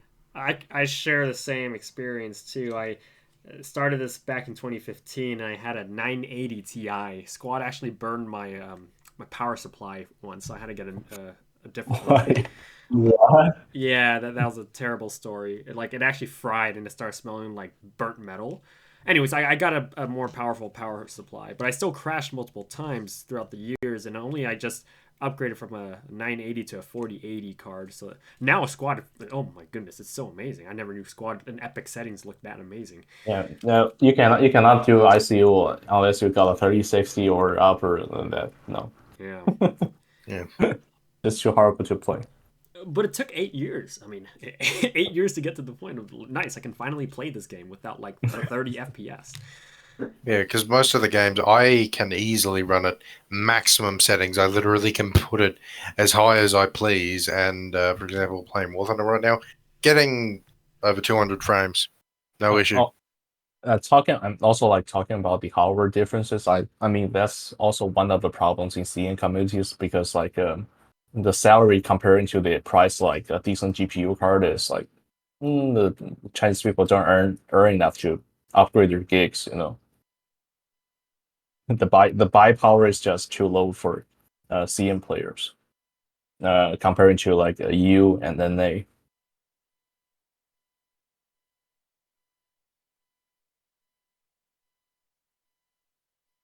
Hmm. Real quick here, since we have a lot of new faces here, a good question for everybody. Yeah, so yesterday's, I guess, takeaway, people mentioned there are two things now with the direction of squad. One direction was all the gameplay mechanics to make people like super correct, like correct me on how I'm explaining this. I might not explain this too good, but one way is like it's about the game mechanics, the teamwork, and all that. The second option on where this game's headed is more for like the cinematic experience for the player. So to everybody here, what kind of experience with Squad are you looking for? The cinematic or the whole gameplay mechanic, the gunplay and all that, plus the I teamwork? want good visuals, but not sacrificing gameplay in doing so. I mean, in my opinion, like Squad should achieve both too, because one of the ideas I have is like if you still want like new players come in, like a good quality of visuals is definitely something you want because it's already a 10-year-old game, so you definitely need to upgrade that kind of stuff. But maybe with a little bit cost of the hardware, but that's acceptable. But the solid gameplay and also the system is something you need to keep those new players for their loyalty. And I mean that's also something why I'm still here like playing 2,400 hours after that because uh, just going to squad like after 100 hours I found like okay, so COD is boring, Battlefield is boring because I know like what a good kind of team working game is like this, or which is a more maybe like Nielsen like or more hardcore like. As long as you overcome the barricade after that, and you just cannot go back. So that's my personal take on Spawn. Why that attracts me so much. Keep coming back for playing, keep coming back for playing, and eventually goes to accomplish one. Yeah, I mean, I absolutely agree with that sentiment as well. The game of Squad that I envision and that I want. First, I'd like to agree with Shoxy. Like, it was already a super cinematic game. ICO didn't make it more cinematic, in my opinion. In fact, I think it made it less cinematic because half of the time your screen is completely blurred and you can't see. Um, but that cinematic gameplay experience is awesome. But you also want a game where you feel. And before I say this, I want to clarify that when I say skill, I mean skill on all fronts: personal skill, teamwork skill, communication skill, everything. I want a game where there is a solid skill to be able to reach, where you feel like what you're doing is skillful. You feel like when you do something, it's because of your skill and not luck or anything like that. So I don't necessarily just mean shooting skill. I mean, communication is a skill, coordination is a skill, situational awareness is a skill. There's so many different skills to develop in Squad.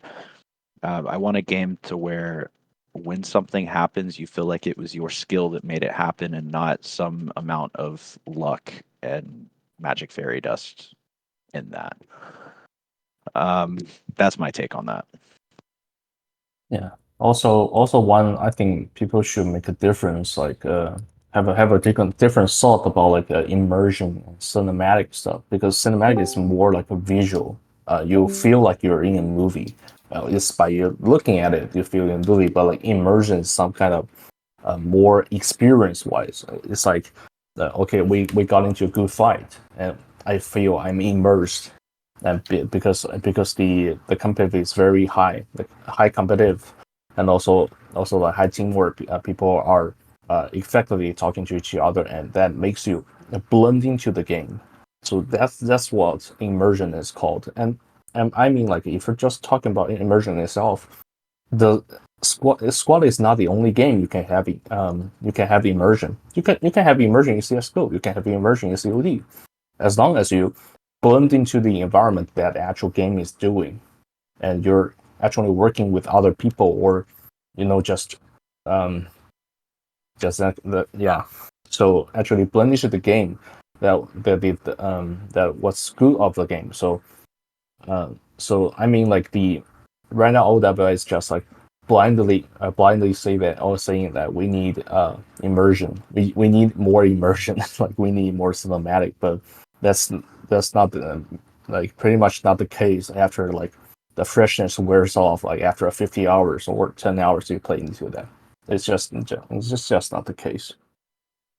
Yeah, absolutely. And I mean, let's be honest, right? In Squad, at the base level of Squad, there isn't a um, what's the word I'm looking for here? I'm sorry, my mind just blanked out. There isn't a progression.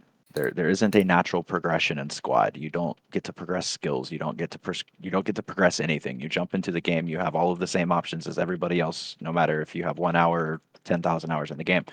So the only real progression in Squad is your personal skill, whether that's gunplay, communication, coordination, the macro RTS level of the game, learning what you can do as a squad leader to literally turn the tides of an entire game as one squad, things that lose games, things that win games. So knowledge and skill is the only progression you have in the game. If you take that out, you have no progression in the game, and then there's no point in playing it. Yeah, absolutely agree.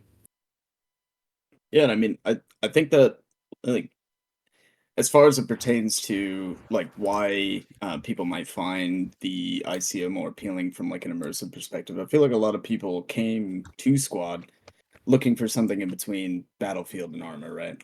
Now, I think the ICO accomplishes some decent things. I think suppression as a whole is a solid idea. Making LMGs something a little bit more useful than guys that either clear rooms when the recoil on it is strong, or guys that hit absolutely nothing when the recoil is not as good. But I'm gonna have to agree with Swooper here that the blur effect could definitely go, and more of like a vignette tunneling effect would be substantially better. But as for like making a game that has a more cinematic feel to it, I'm also gonna have to agree with Swooper that when your screen's blurry 3/4 of the fight that you're in, it's kind of harder. It's much more harder to appreciate the particle effects and the artillery going off and the mortars and all these explosions and gunfire around you, than as if you could see it. And not being able to see so many things is pretty brutal, and it feels pretty punishing. I think suppression actually does a lot of things right, but I think the fact that it takes away from the visual aspect of the game is actually immersion killing. I think that's when it actually starts to breed frustration in the player.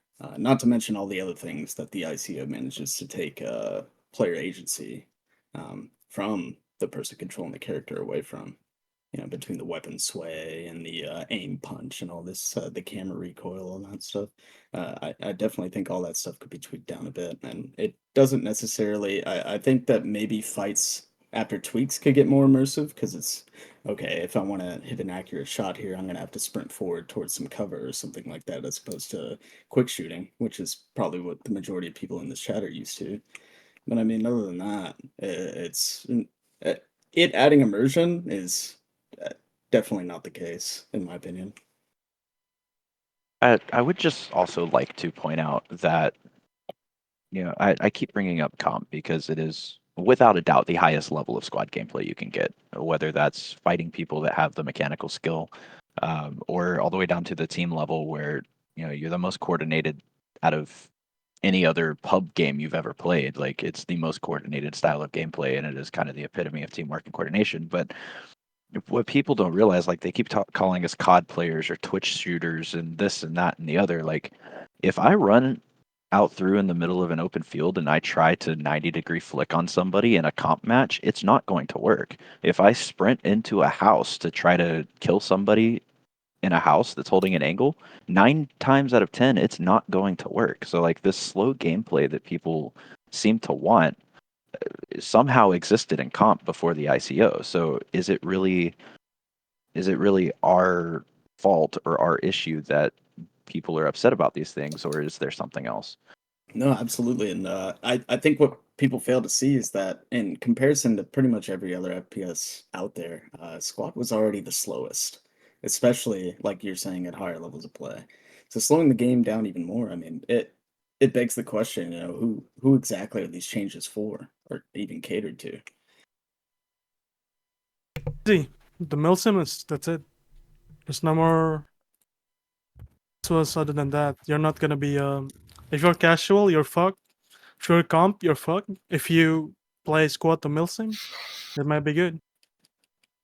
Yeah, that's an interesting point, Doctor. Because yesterday, Karmacut came here, and he said that nothing about the ICL's milsim, and I think Super, were you there? So, Kev, I think you were here yesterday. I wasn't here with Karma. Yeah, No, I'm sad I missed that. Yeah. yeah. So what did he say? Yeah, I'll let Kev explain this. I Like, mean, it's pretty like, much the sentiment that we all have. I mean, I like don't know. male I think sim is not. It's just like not the it's case what it. squad is, because squad is just PvP game. Even though it's on a relatively big map, but it's still a PvP game. You know. Well, essentially, Like, what we were saying is that, and I guess the consensus was kind of felt throughout the entire chat last night is essentially this idea that they're trying to go for a more mil sim effect by essentially forcing unnatural and unrealistic things onto a player to essentially create an immersive experience. It's not a milsim in terms of movement, mechanics, tactics, um, etc. It's like they're trying to create an environment or an atmosphere of being in a battle rather than a more realistic approach of what it's actually like. So I think that's the difference, and that's kind of what was being talked about last night, and what Karma was saying is it is not even close to a milsim, and people who are going to try and play the game like a milsim, I would say what we kind of talked about last night is if you're going to play the game from a defensive perspective, you're going to probably be more successful. They've completely eliminated any sort of advantageous or they let me phrase that they essentially have de-incentivized attacking.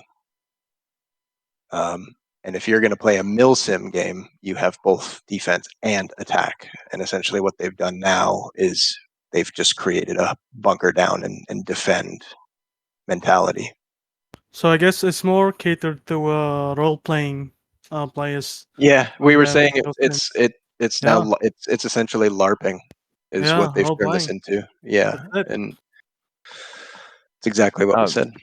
Actually, a really good point to make in response to what you just said, or not point, a good example, I should say, is playing on TT a couple hours ago. We were on Fallujah, and we all know how hard pre-ICO, how hard pushing Mosque was on Fallujah. Nightmare. Yeah, Oh, man. so Mosque was midpoint. MEA made it there first. We spent 45 minutes fighting over Mosque, and the game ended on Mosque. Like wholesale. I've wanted to speak. I don't want to interrupt anyone. This update shit. Of course, Hey, It just lowers, bro. It wait. just lowers the skill ceiling. Bad This is message sorry, to this is the bad phone. noise. I mean that's Mate, I was that's what their purpose is. Why are so many of the Aussie cunts here? because the Aussie cunts are bored, and I'm in Christchurch doing fuck all while I wait to go back to Blenheim tomorrow. So I'm at a mate's house with no reason. So the new update's just ass. It's just miserable. It lowers the skill ceiling. It just makes the game a slog for no reason. But everyone's going, oh no, because guys, because this is what they actually envisioned 7 years ago for the game. This is actually perfect. But this is what they intended. No, they didn't. The devs that were like here yonks ago, like the good ones, were all left. So whatever vision they intended was just like been completely changed. This is also a fully released game apparently, but they've just changed like the main part of the game, which is the infantry gameplay. So now it's just a chore to play. You can still farm people like crazy, but just run around abusing suppression and moving normally. But now it's just a chore. It feels like it's just a slog to play what was actually fun. And if I wanted to play COD or fucking Armor, I would happily go off and play that game. But I'm playing Squad because I want to play Squad. I don't play fucking COD. This update's literally forced me to go back and try Battlefield 4 again. It's more arcadey than I like with all the movement, but it's just I can't deal with this update. Oh, you just go play COD. This isn't COD anymore. It never was COD. Have you actually played COD recently? The fucking gunplay was so much more different than Squad. Squad was fun because there was a hint of realism, but there was still that sort of feel of it's a fucking video game, not me simulating I have Parkinson's and I'm trying to shoot a rifle. Like the fucking people, like the current way to shoot a gun, it feels like the people that are actually shooting haven't got the PT before. They're like 80 with severe arthritis and just can't run that far with a like kit on. You're supposed to be able to run for I forget how long it is fucking the guys in the army, but it's a pretty good fucking distance and still be able to shoot like standard infantry. You're meant to be able to run 5 kilometers full kit. Yeah, or like and a jog, it was like 5 kilometers full kit. If it was like 20, they just can't fucking shoot properly. It's like, huh? Yeah. Huh? I mean, if anybody wants to talk about full infantry, I'm your guy. Like, but Socrates, you mind if I take a question from a while up in chat that I've been wanting to answer? Yeah, I just pinned it in the Twitch chat at the top right, or wherever you guys see the pinned messages. Go ahead. So Shaxi said, a question to get some thinking going. Other than this ICO, what would you guys suggest to be implemented or removed in order to improve team play? First and foremost, in my opinion, we need to address the spawn mechanics. We need to address tab spam. We need to address how the spawn mechanics work.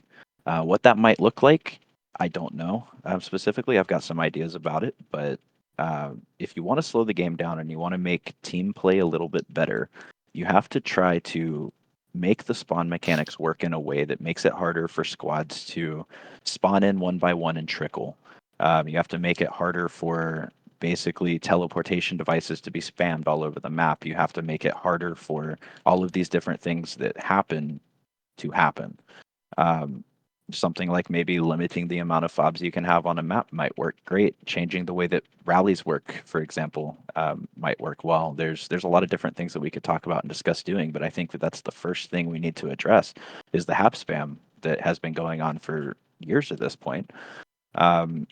They increased the amount of tickets that radios are worth from 10 to 20, and that was a good step in the right direction, and it affected the meta for comp.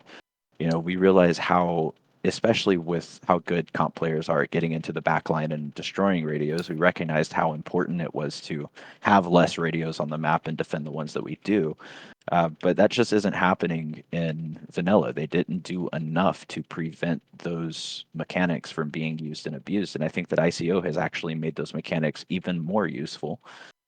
So a good example of that is the other day I was on, what was it? What map was it? I think it was Narva or anyway, it doesn't matter what map it was, but I was on a map and we were playing and we had like 136 tickets left, and I looked at the map and we had 120 tickets worth of radios on the map, completely undefended.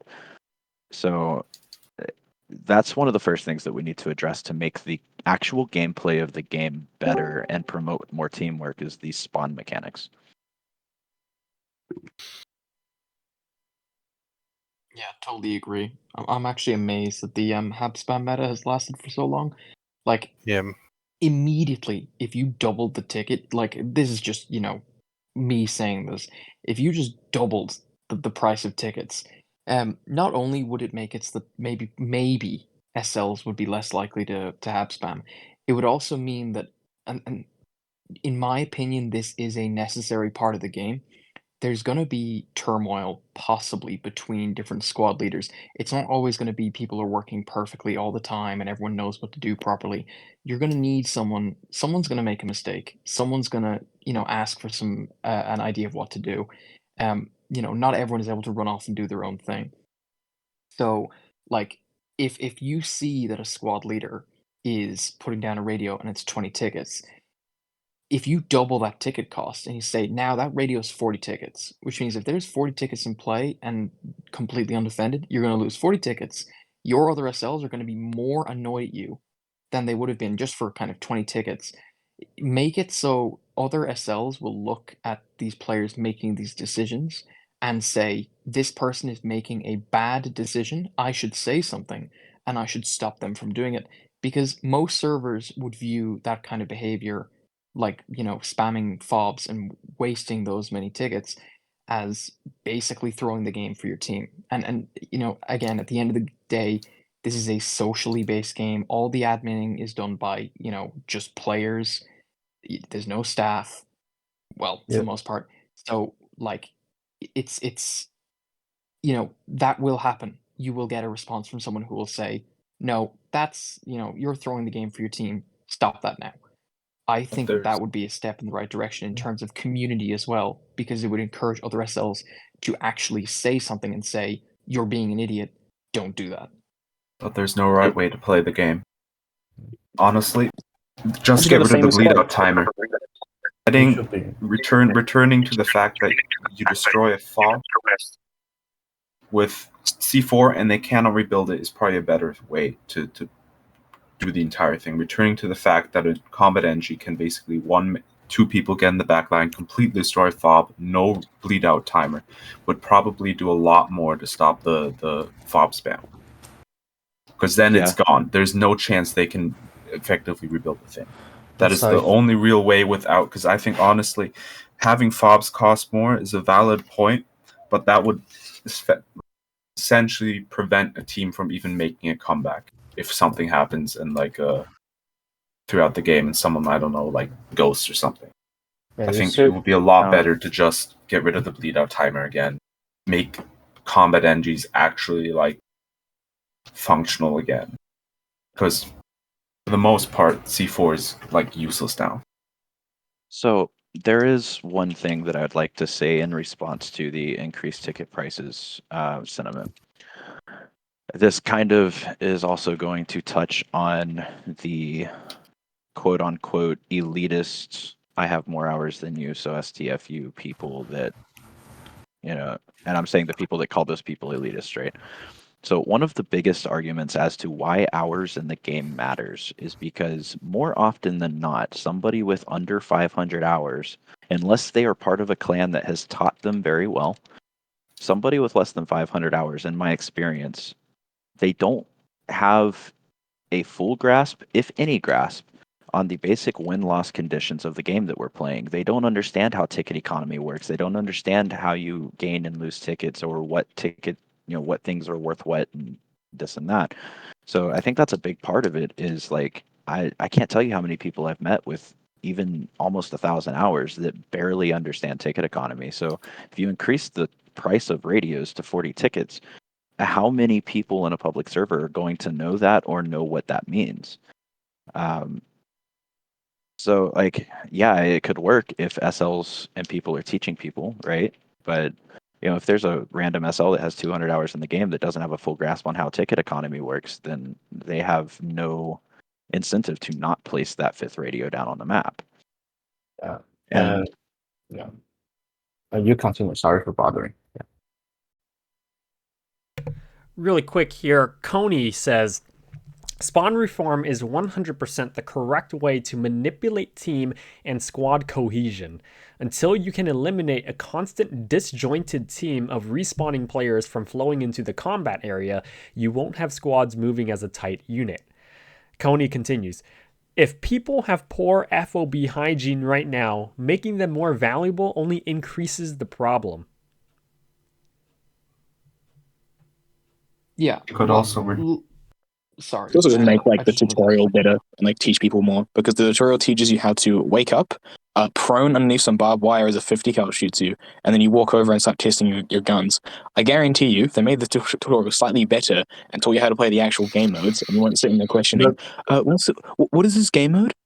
Oh, it's advanced and secure. What does that mean? Oh, you just play on the points. Okay. And what's this one? Random advanced and secure. What does that mean? Oh, they randomly show up after every time you take a new point. Oh, okay, I didn't realize that. I had to question 5 people before I even learned what that game mode was. Oh, what's invasion? The people shouldn't be asking these fucking questions when they come in to play the game. There should be a pretty decent tutorial on how to fucking play it. You shouldn't be changing spawns or anything. There'll still be hab spam no matter what. Rallies are a big thing. If you want to make fucking spawns easier, get rid of the cost for rallies, or not the cost, the time for rallies, because it's stupid how people have I don't know 160 seconds with the rally in hand. They got to wait to place it. It changes nothing. They've got the ammo for it. The big killer is the fucking ammo cost for it. Fobs are this. You can't change fucking hab spam because people are still going to spam them no matter what, because they want a second spawn that isn't just one hab and their rallies, because people just aren't intelligent enough in a pub game to fucking add a new rally. It's just a pub mentality, and it always will be. Most massively multiplayer video games, pubs are just defined as they should go play against some fucking people playing on the weekends because they finish their 9 to 5. You can't really make pub play that good unless you just somehow make everyone want to learn the game, when in reality they just want to play a fucking casual experience or just have a quick game or two. They're not really going to try and learn how to fucking manage their spawns and shit. That's not for the dedicated players that want to play comp and whatnot. You can try and change the spawns all you want, but it's just more shit for people to read and try and figure out. And if you're a person with 100 hours that very rarely plays, and you come back and they go, oh yeah, fobs, they now cost 80 tickets, and if you lose it, fuck, sucks to be you. And the fob radius is 1,000 bajillion meters, because fuck you, hab spam's an issue. It's not an issue. It's just people need to get more spawns up, and the easiest way to counter it is people just play better. But that's just impossible because no one's gonna fucking learn. Because why would they? This is a fucking video game. No one needs to. The only time they really need to is when they go to play comp. You can't really change. You can try and change the mindset, but good luck. I will counter your argument in saying limiting the amount of fobs you can have on the map, similar to how they did with mortars based on map size, would fix fob spam completely. Oh yeah, the fact you could have 2 mortars on a hab was quite funny, because you could just fucking get at least 3 habs and just get 6 tubes spamming on the map. That's just more or less that's a balance thing. Fair enough, but fob spam isn't really an issue in my opinion. It's just more spawns. Yeah, maybe making them 20 tickets, but you can still spam them might be a bit of an easy way for one team to lose because they might be putting too many up. But if they want to make fobs really valuable, I'm not sure how they're going to do it, because I treat a fob as a fucking spawn point, like how I treat a rally, except they can't get squashed in 2 seconds by one person walking by. It has to take it actually takes a while to actually cap it. And I I feel like it should be like how it was like back then, where it was actually a challenge to take a fob and actually a bit of coordination. Because now it's pretty much just hug this wall so they can't spawn, and then get more people like closer to the hab so they can't spawn, and it just makes it like way easier to take a fob. They should make it more valuable by saying, "Oh, once you sort of, I think, what was it? It was like the spawn time was increased, like with more people around the fob, so you had to like have one person put into the fob and like wait for like people to spawn as someone else dug it down. That probably like, has a bit more teamwork to it than hug this wall. But even in fucking pub games, telling someone to stand still against the wall is actually just a nightmare. Because guys, when we walk up to this fob, 3 of you just stand behind a wall. And don't push out and just hold an angle, and we'll get this fob. And they never do that. Comp players don't even do it either, but that's another fucking story in itself. But like, yeah, you can't really fix spawns. The big issue now is fucking infantry gameplay, where it's just not fun to play infantry now. It's just like, oh, cool, I'm gonna peek a corner. Nah, someone's suppressing it, so I've got like I'm just blind now for the next like 5 seconds when he then pushes the corner and kills me, which you can just abuse as well. Like, I don't think fob spawns like the spawns are the biggest thing to talk about here. I think it's the fact that they've just changed the gameplay of the whole game to begin with. I think that's probably the bigger topic to talk about than No, the original question is how do you go about increasing teamwork and cohesion without the ICO? So if ICO very didn't easy. exist, what would you do? Very easily. Don't lower the fucking skill ceiling. Make the actual skill ceiling show, and actually play around the fucking comp players who are actually good at the game. Because in most games, if you try and balance it towards the pros, usually they'll fucking usually with most games it shows, oh yeah, we're gonna balance this because this competitive player can do this and this and this, and the average player can't, and the average player might not figure it out, but it makes the game that much more fucking better. Like I'm sort of rambling at this point, but like I don't think fucking changing the way people spawn is the way to do it. Maybe I don't know, make it so like you can make your squad not spawn at that hab. Like it's like an option to say no, you can't fucking spawn here. Spawn at this hab. We're fighting here, so that people don't run off and do their own thing. I don't know. It's like you trying to change like pub gameplay. It's impossible, in my opinion, because people are just that's like just grabbing a random guy off the street and going, all right, we're gonna go fucking be in a fucking military like squad, and we're gonna go push this point. And there's people probably not very engaged. He's probably alt tabbed in fucking Discord with auto walking towards a point, dies, respawns, doesn't even fucking care about like, oh mate, they could have revived me. You just gotta hope that people get more and more invested, but that's like impossible. I just don't really see a way you can really change people's like perspective because some people just don't care. Yeah, that's the main thing. If I Possibly could changing add commander. if I could add something, just because I'm going in a bit, just to say what Ben has said, and just around the question as well with cohesion, team cohesion. Like one thing with people just spawn dying. One thing that I'm surprised at is that they have never tried to increase the timer left over if you decide to just give up without waiting for a medic. Because in most cases, right, a lot of us, like I've had this experience at games where we just spawn and we die, and we spawn and we die, and it can be frustrating, and we give up because we know the medic's not going to be able to get us. But then the majority of cases, it's people giving up when there is a medic who's available to get them because they know that they'll only have to wait maximum, 30 seconds, 40 seconds, and then they can start playing again. So I'm surprised that they haven't increased that timer to make it, less viable to just give up and spawn and push again. That would probably be a good way to, because I feel like in a lot of these cases, you need some kind of hard thing to stop people from just kind of uh, abusing, for instance, fob spam, right? So like with the mortars, if you introduce a solid cap on like one mortar for a Kokan, your options are either place the one mortar or place two fobs and place two mortars, and then you have to defend a separate fob, and you need to set up a separate mortar calculator if you're doing that for that other fob. So if you made it so you can only have so many fobs, then people have to limit the way they play based upon that hard cap. Same thing with the medic spawn timers. That you can limit basically how many people give up, or you can increase the amount of medic work and the amount of importance of medics if you increase that timer. And then the only two things I need to say is regarding comp players and rotating the game around comp. I said this when I was here on Wednesday. Rainbow Six Siege game entirely where most decisions that are made based upon balancing and stuff are made based upon competitive. CS:GO, another game that has famously had things like smokes completely change and alter metas and had gameplay completely change on certain maps because of that. These are all things that would make a huge difference to squad in terms of gameplay, in my opinion. And the last thing I'll leave you with is, since Wednesday, I think we touched on armor being a big problem in the game because obviously AT is going to be way yet less useful, and armor has basically had no changes.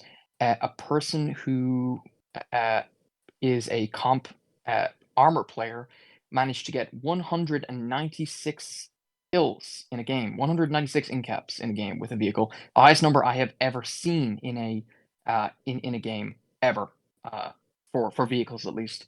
Just cutting in, This I play with people that can fairly consistently get that kind of number, even pre ICO. So that in isn't, Invasion. yes, that isn't too outlandish. I've literally got a crew I run with This where we It's can pretty get common. that kind of get. Yeah, it's really not like Bedmus, Ranger and that. Yeah, like we've got that multiple times in the past. It's just the fact that that is going to become more of a staple of armor gameplay when people can literally just do that without the this idea of like the perfect moment, the perfect game where you get like loads and loads and loads and loads and loads of kills. It's just I can see this happening more and more and more with armor. Is just a good comp, 2 players, good driver, good gunner, going around a map like Narva and basically just turning the entire map into a bloodbath because AT cannot respond. Because as someone else said, if you're fighting vehicles, they don't even need to shoot at you. You're suppressed like 99% of the time. You're just shooting because suppression wasn't that big of a deal when you're shooting at like a large target with a rocket. That's going to become so much more of an issue as this progresses. So we'll see how they balance vehicles and how they balance AT around that. But yeah, that's all I really need to say about that. Anyway, Regarding I'm gonna head off. But thanks guys, and keep talking because this conversation needs to happen. And it's not obviously it's not a massive audience, but it would be nice if a lot more people understood the conversation that needs to be had around this, especially people at OWI who seemingly have kind of left a lot of us at the wayside when it comes to these updates and these changes. So thank you very much for having this, and thank you Socrates for doing this for 3 days now. Yeah. Thanks for being Really here too, appreciate it. Scriptum. Really appreciate you a lot. You have a good night. Yeah, thank you. See you guys.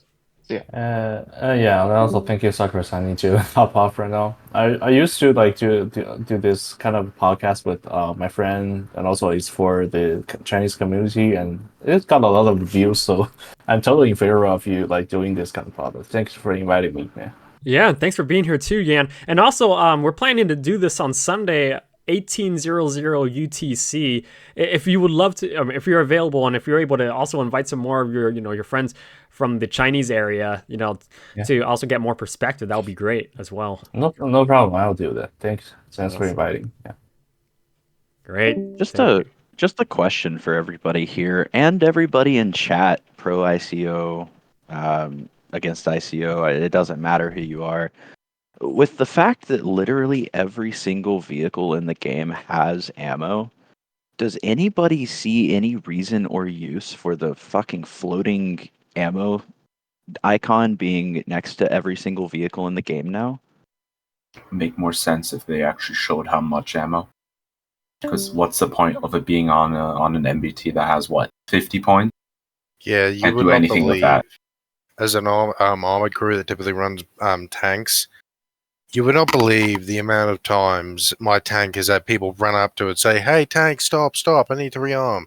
It's like, we only have 50 ammo. We can't rearm shit. Maybe a mag or two. But I just realized with the suppression and how Vic's are overpowered. I mean, I haven't played this yet, but I would imagine if you're playing Basra Invasion against Insurgents, one person literally just has to sit. You have 2 AA guns, I think? One person literally just has to sit on like a gas station or the highway, and they can spam that AA gun the entire time and make it just based on suppression impossible to do anything. Yeah, those open maps are exceptionally show how much more punishing vehicle crews are now to pubbies. Because, as I said, in the past, me and my crew have usually been able to get 200 kills. And that's pre-ICO. with ICO, I could just sit, because I'm usually always in the command seat, I could just sit there. If we know there's a lap peeking us or attempting to, it doesn't matter. I can just fire the 50 over his general direction. I don't have to hit him. I can just keep him there while my gunner keeps killing stuff.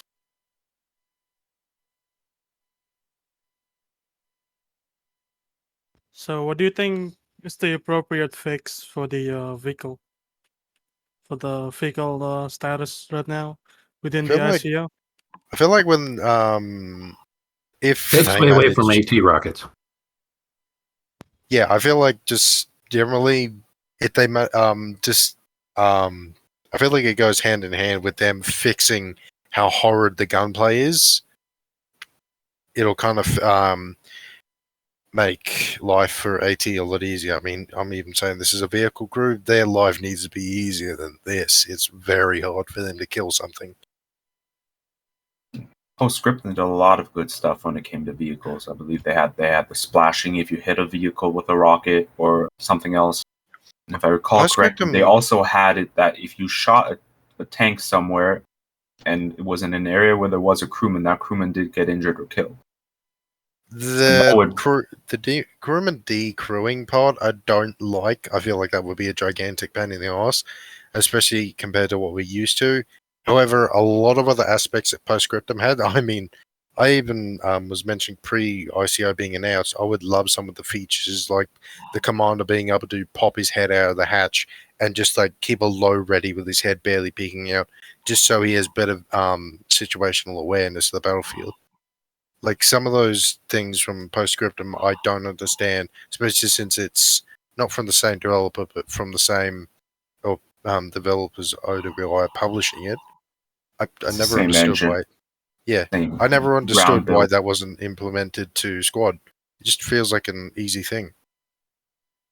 I mean, like aside from like the Russian older Soviet vehicles, a lot of the Vics they have cameras everywhere at this point. So, but I think if because let's be honest here, if you hit a BTR in the very front with a rocket, the gunner's dead.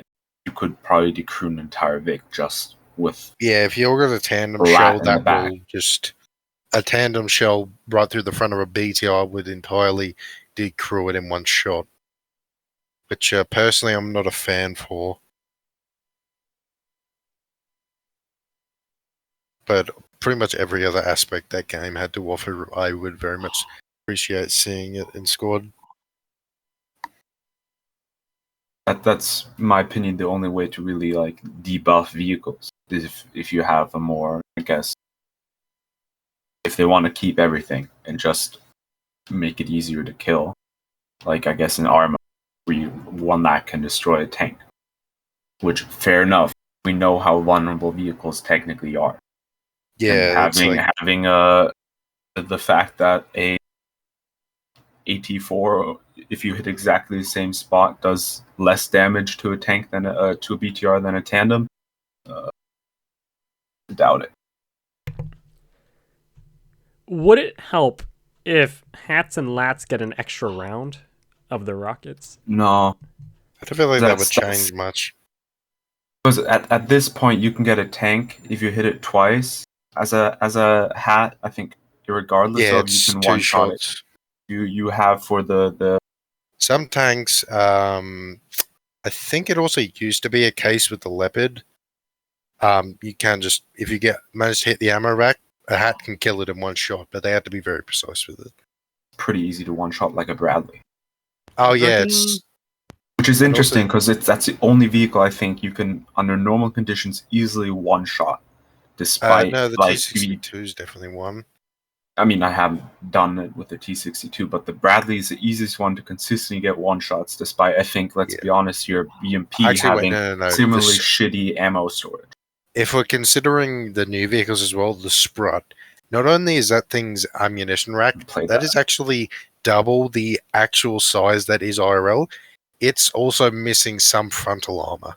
It should be able to bounce like 12.7 rounds, I believe, from the front. The sides, yeah, they get screwed up big time, but the Sprut is actually a little underpowered for what it should be. Quick question, guys. I mean, I'm curious. In real life, in like the army, if you get ammo racked in real life, is that survivable from? Depends on the tank. M1 NATO tanks. Abrams and a lot of NATO tanks, they have what is known as blowout racks, where, for example, the ammunition on Abrams, most of it's stored in the rear of the turret, not where there is storage racks where it's modeled in game.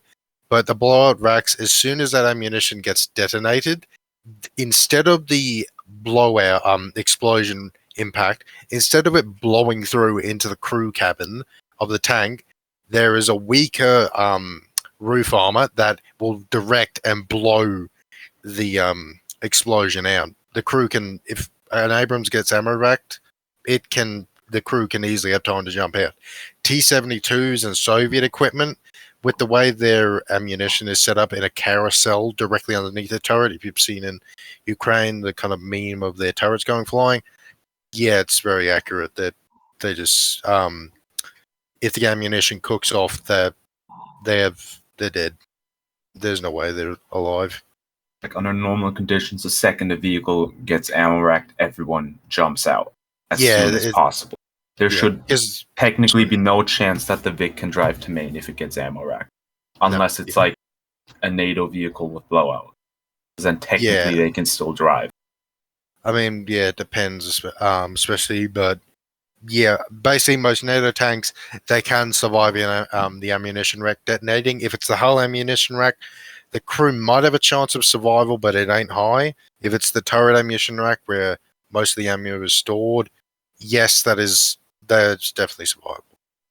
Soviet equipment has horrible, horrible safety features to the point of none, so they would just die. Understood. Thanks for the explanation. I want to pull up real quick. I put up the Steam reviews. I found a review with 4,000 hours. If I may just read this for everybody's input. Positive review, by the way. In my 4,400 hours over the last 5 years, I have often thought about leaving a review for squad here. During this time, I was mainly on the ground as a commander, squad lead, or infantry. In light of the recent negative reviews after 6.0 update, I finally decided to do so, as I feel that these reviews do not do justice to the actual game and its game experience. I participated in the ICL's public playtests as much as possible and had some reservations at first, but after only 4 rounds after the update, these were cast aside. The level of immersion and team play is exciting. The ICO is just one of the many innovations over the last few years that have developed the game in a positive way. Here, Squad clearly stands out from the standstill / no risk taking we see in so many AAA titles. The poor ratings seem to miss the point here. The level of team play and the constant and interesting community is what makes Squad at its core and almost incomparable. The ICO is another welcome addition to this and will not be the last. For the newcomers who want to get Squad, even if other voices might be shouting something else louder right now, there will be an active and friendly community waiting for you.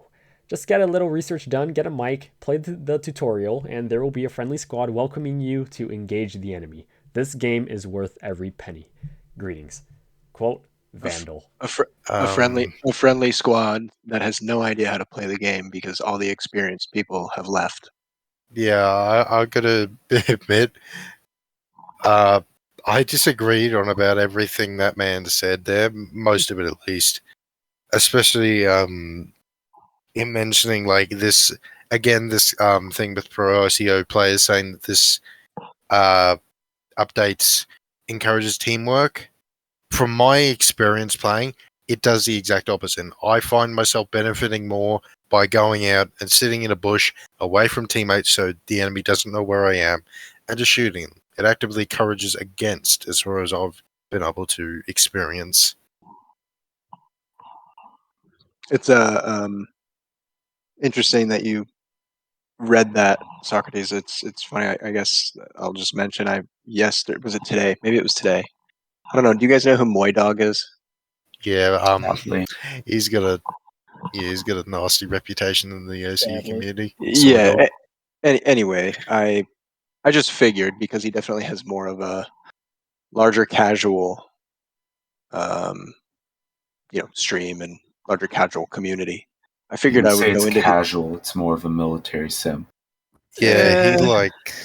I It's think kind of the amount- same thing. kind of. Anyway, there's- so I I don't went. think I went there's- into. I went into his stream though, and what I was gonna say though is I had a actually long conversation with him. I was typing and he was responding. And the thing that actually I immediately just like left because I said the gun gameplay is very unrewarding and it's tiresome to play. And he said, and I repeat, he said the gunplay shouldn't be rewarding. So I immediately left and I was like, okay, this is pointless to even have a conversation with him and these people because it's and what it made me realize is that those are the kind of people that they're catering to now. People who don't care about the gunplay. They don't this want it feels to like feel. They don't want it to feel rewarding. They don't want to feel like they're gonna go and get 15, 20, 25 kills and make an impact. And people don't care about that. And everyone in his chat was backing him up, saying the same thing. That well, yeah, that's kind of a given. If they're watching him, they're probably no, I know. I just thought it was interesting, right? Like I'm just trying to yeah. because I mean, we're all experienced. In the People have Australian said- community, sorry, Swerve, go first. So people are constantly harping on, individual skill this, Trump individual skill for teamwork that, KD doesn't matter this, KD that. With the extremely specific exception of AT, medics, and maybe the one or two guys, whether it be a combat NG or somebody else, that kills a radio in a match.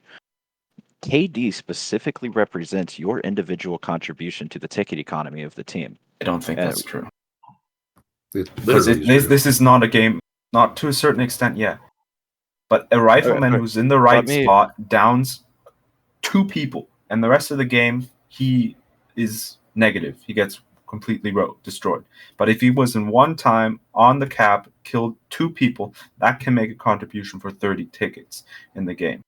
To a certain extent, I agree, KD is important just from a ticket economy perspective. But even in comp, even if you're negative, but your positioning is always at the right spot to get critical kills, that can be important. The issue is people running around without a head and then continuously getting spot. It's people have failed to realize that positioning is more important, which this game doesn't. Like now, it's just camping instead of actually moving to a decision because you automatically get suppressed and killed. Yeah, I can agree with that. Obviously, being on cap, taking caps helps, but until we have an actual something in the scoreboard to look at that actually tells you how many tickets you won or lost for your team, we can't really see that, right?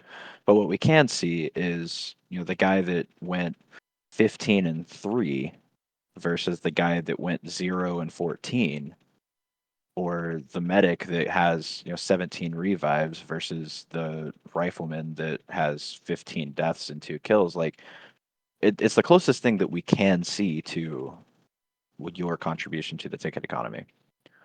Right. So And sorry, go ahead. But back to my point earlier about there's no progression in this game other than your individual skill on all fronts, whether that's gunplay, teamwork, cohesion, communication, whatever. So having a game that doesn't feel, again, my mind blanked out on the word, that doesn't feel satisfying, it takes away all progression in the game. Yeah, and I mean to add on to that, I think a lot of people when they talk about KD, a lot of people maybe misconstrue like KD and all this stuff as player satisfaction overall, right? It feels good at the end of game scoreboard when you look at your score and it's like, hell yeah, I got double-digit kills. Hell yeah, I performed great that round. I was able to attribute, 10, 15 ticket losses to the enemy team, and I also helped dig down an enemy radio. I think that the ICO definitely does a pretty poor job of enabling player satisfaction. It's only satisfying to kill people with the new ICO when you shoot them because it's such a pain in the ass to shoot people in the first place. I think that player satisfaction should be paramount to everything as it pertains to any video game. And the ICO does a very poor job of enabling anybody to be satisfied in any fight that they're in. Um, I, I don't think that the game should be balanced around getting 1, 2, 3 kills and feeling better about those kills just because it's more difficult to get those kills in the first place. See, I would argue that those 1, 2, 3, 4 kills don't feel better because it never feels like you used your skill to get them. It always feels like straight luck. Right. It's like, oh my god, my sights lined up. But the stars aligned and the tide was low and the stars in the sky were pointing in my direction and I was able to actually land a headshot on that guy that was prone standing still. I think that is one of the biggest flaws in the ICO, and gunplay overall is a complete failure as a result because player satisfaction has completely suffered when it comes to gunplay in a game about shooting guns. Real quick, I want to also read another positive comment on Steam review here. 2.6 thousand hours from Roberts AFO. Short 2 paragraphs here. He says, Oh god, AFO. Really great clan, by the way. Really good. I played against him. I got steamrolled all the time. I can never beat them. Oh my. No, yeah, they're not horrible. 6.0 definitely has some issues that need to be addressed, but people are largely throwing tantrums because they can't run and gun Lone Wolf Rambo style and live out fantasies of being super special force Chris Kyle commandos. Sorry. I'm sorry, what? Wait, where are you reading this from the chat? Can you pop that up on the screen like you were last time? I'm so sorry. Let me paste it in the Twitch chat. I thought I was able to read this. Yeah, I'm. Just real quick, one other point that I would like to make about the last review that you read. It said, it's the 4,000 hour review. What did it say? I just went blank again. Never mind. I can't remember what I was going to say. Do you see it in the Twitch chat? I don't know if it went through. Yeah. Yeah, it went through. I'm reading it and having an aneurysm at the moment. The game is supposed to be about teamwork and tactics. 6.0 moves towards that and further away from popping heads Counter-Strike style. The action is slowed down, which can be boring to some, but much more rewarding and intense. It's going to take time for people to realize they need to shift play styles. Okay, so my biggest issue with that comment is the running around, run and gun, head popping lone wolf stereotype doesn't and never existed. The people that are complaining about this update are by and large, by far, the most teamwork oriented, slow paced playing, actual like macro RTS knowledgeable people in the game. We weren't running around lone wolfing and running and gunning. We were. I feel like playing it's as a coming squad. I feel like it's coming from new player. This is just kind of a personal thing. I feel like the people saying about oh now you can't run and gun F off to COD people. I feel like that is new players. Like I've seen majority new players saying that because they're just getting destroyed by experienced players and they're getting angry at it, like just toxicity. Yeah, I mean it's a boogeyman that people are using to try to make their argument work, but Yeah. again, I'm gonna say I've noticed that's a thing as well. I've noticed more diversity with the experienced players and anti-ICO people regarding their arguments, but I notice pro-ICO people, they like to reuse the same and respout the same arguments a lot. and then they want to tell you that oh, it's just a skill issue. You don't know how to really play the game. I mean this is 150 hours talking to somebody with 3,000 hours in the game. It's nonsensical. So the other review, he said that he thinks this is the correct direction for squad and this and that. And I have to agree with some things that he said. There are some good aspects of the ICO, and I've said this the entire time. I think that they were going for a goal and ended up kicking way past that goal and into something that is just unacceptable. I do agree with that. And also, has anyone seen Moydog's recent video regarding the mentioning of like, oh, everyone's review bombing, which again, we've discussed this last stream and I believe the stream before that, how this isn't review bombing, this is general people leaving their distaste for the update on a feedback for a place that you're meant to leave feedback showing your distaste or like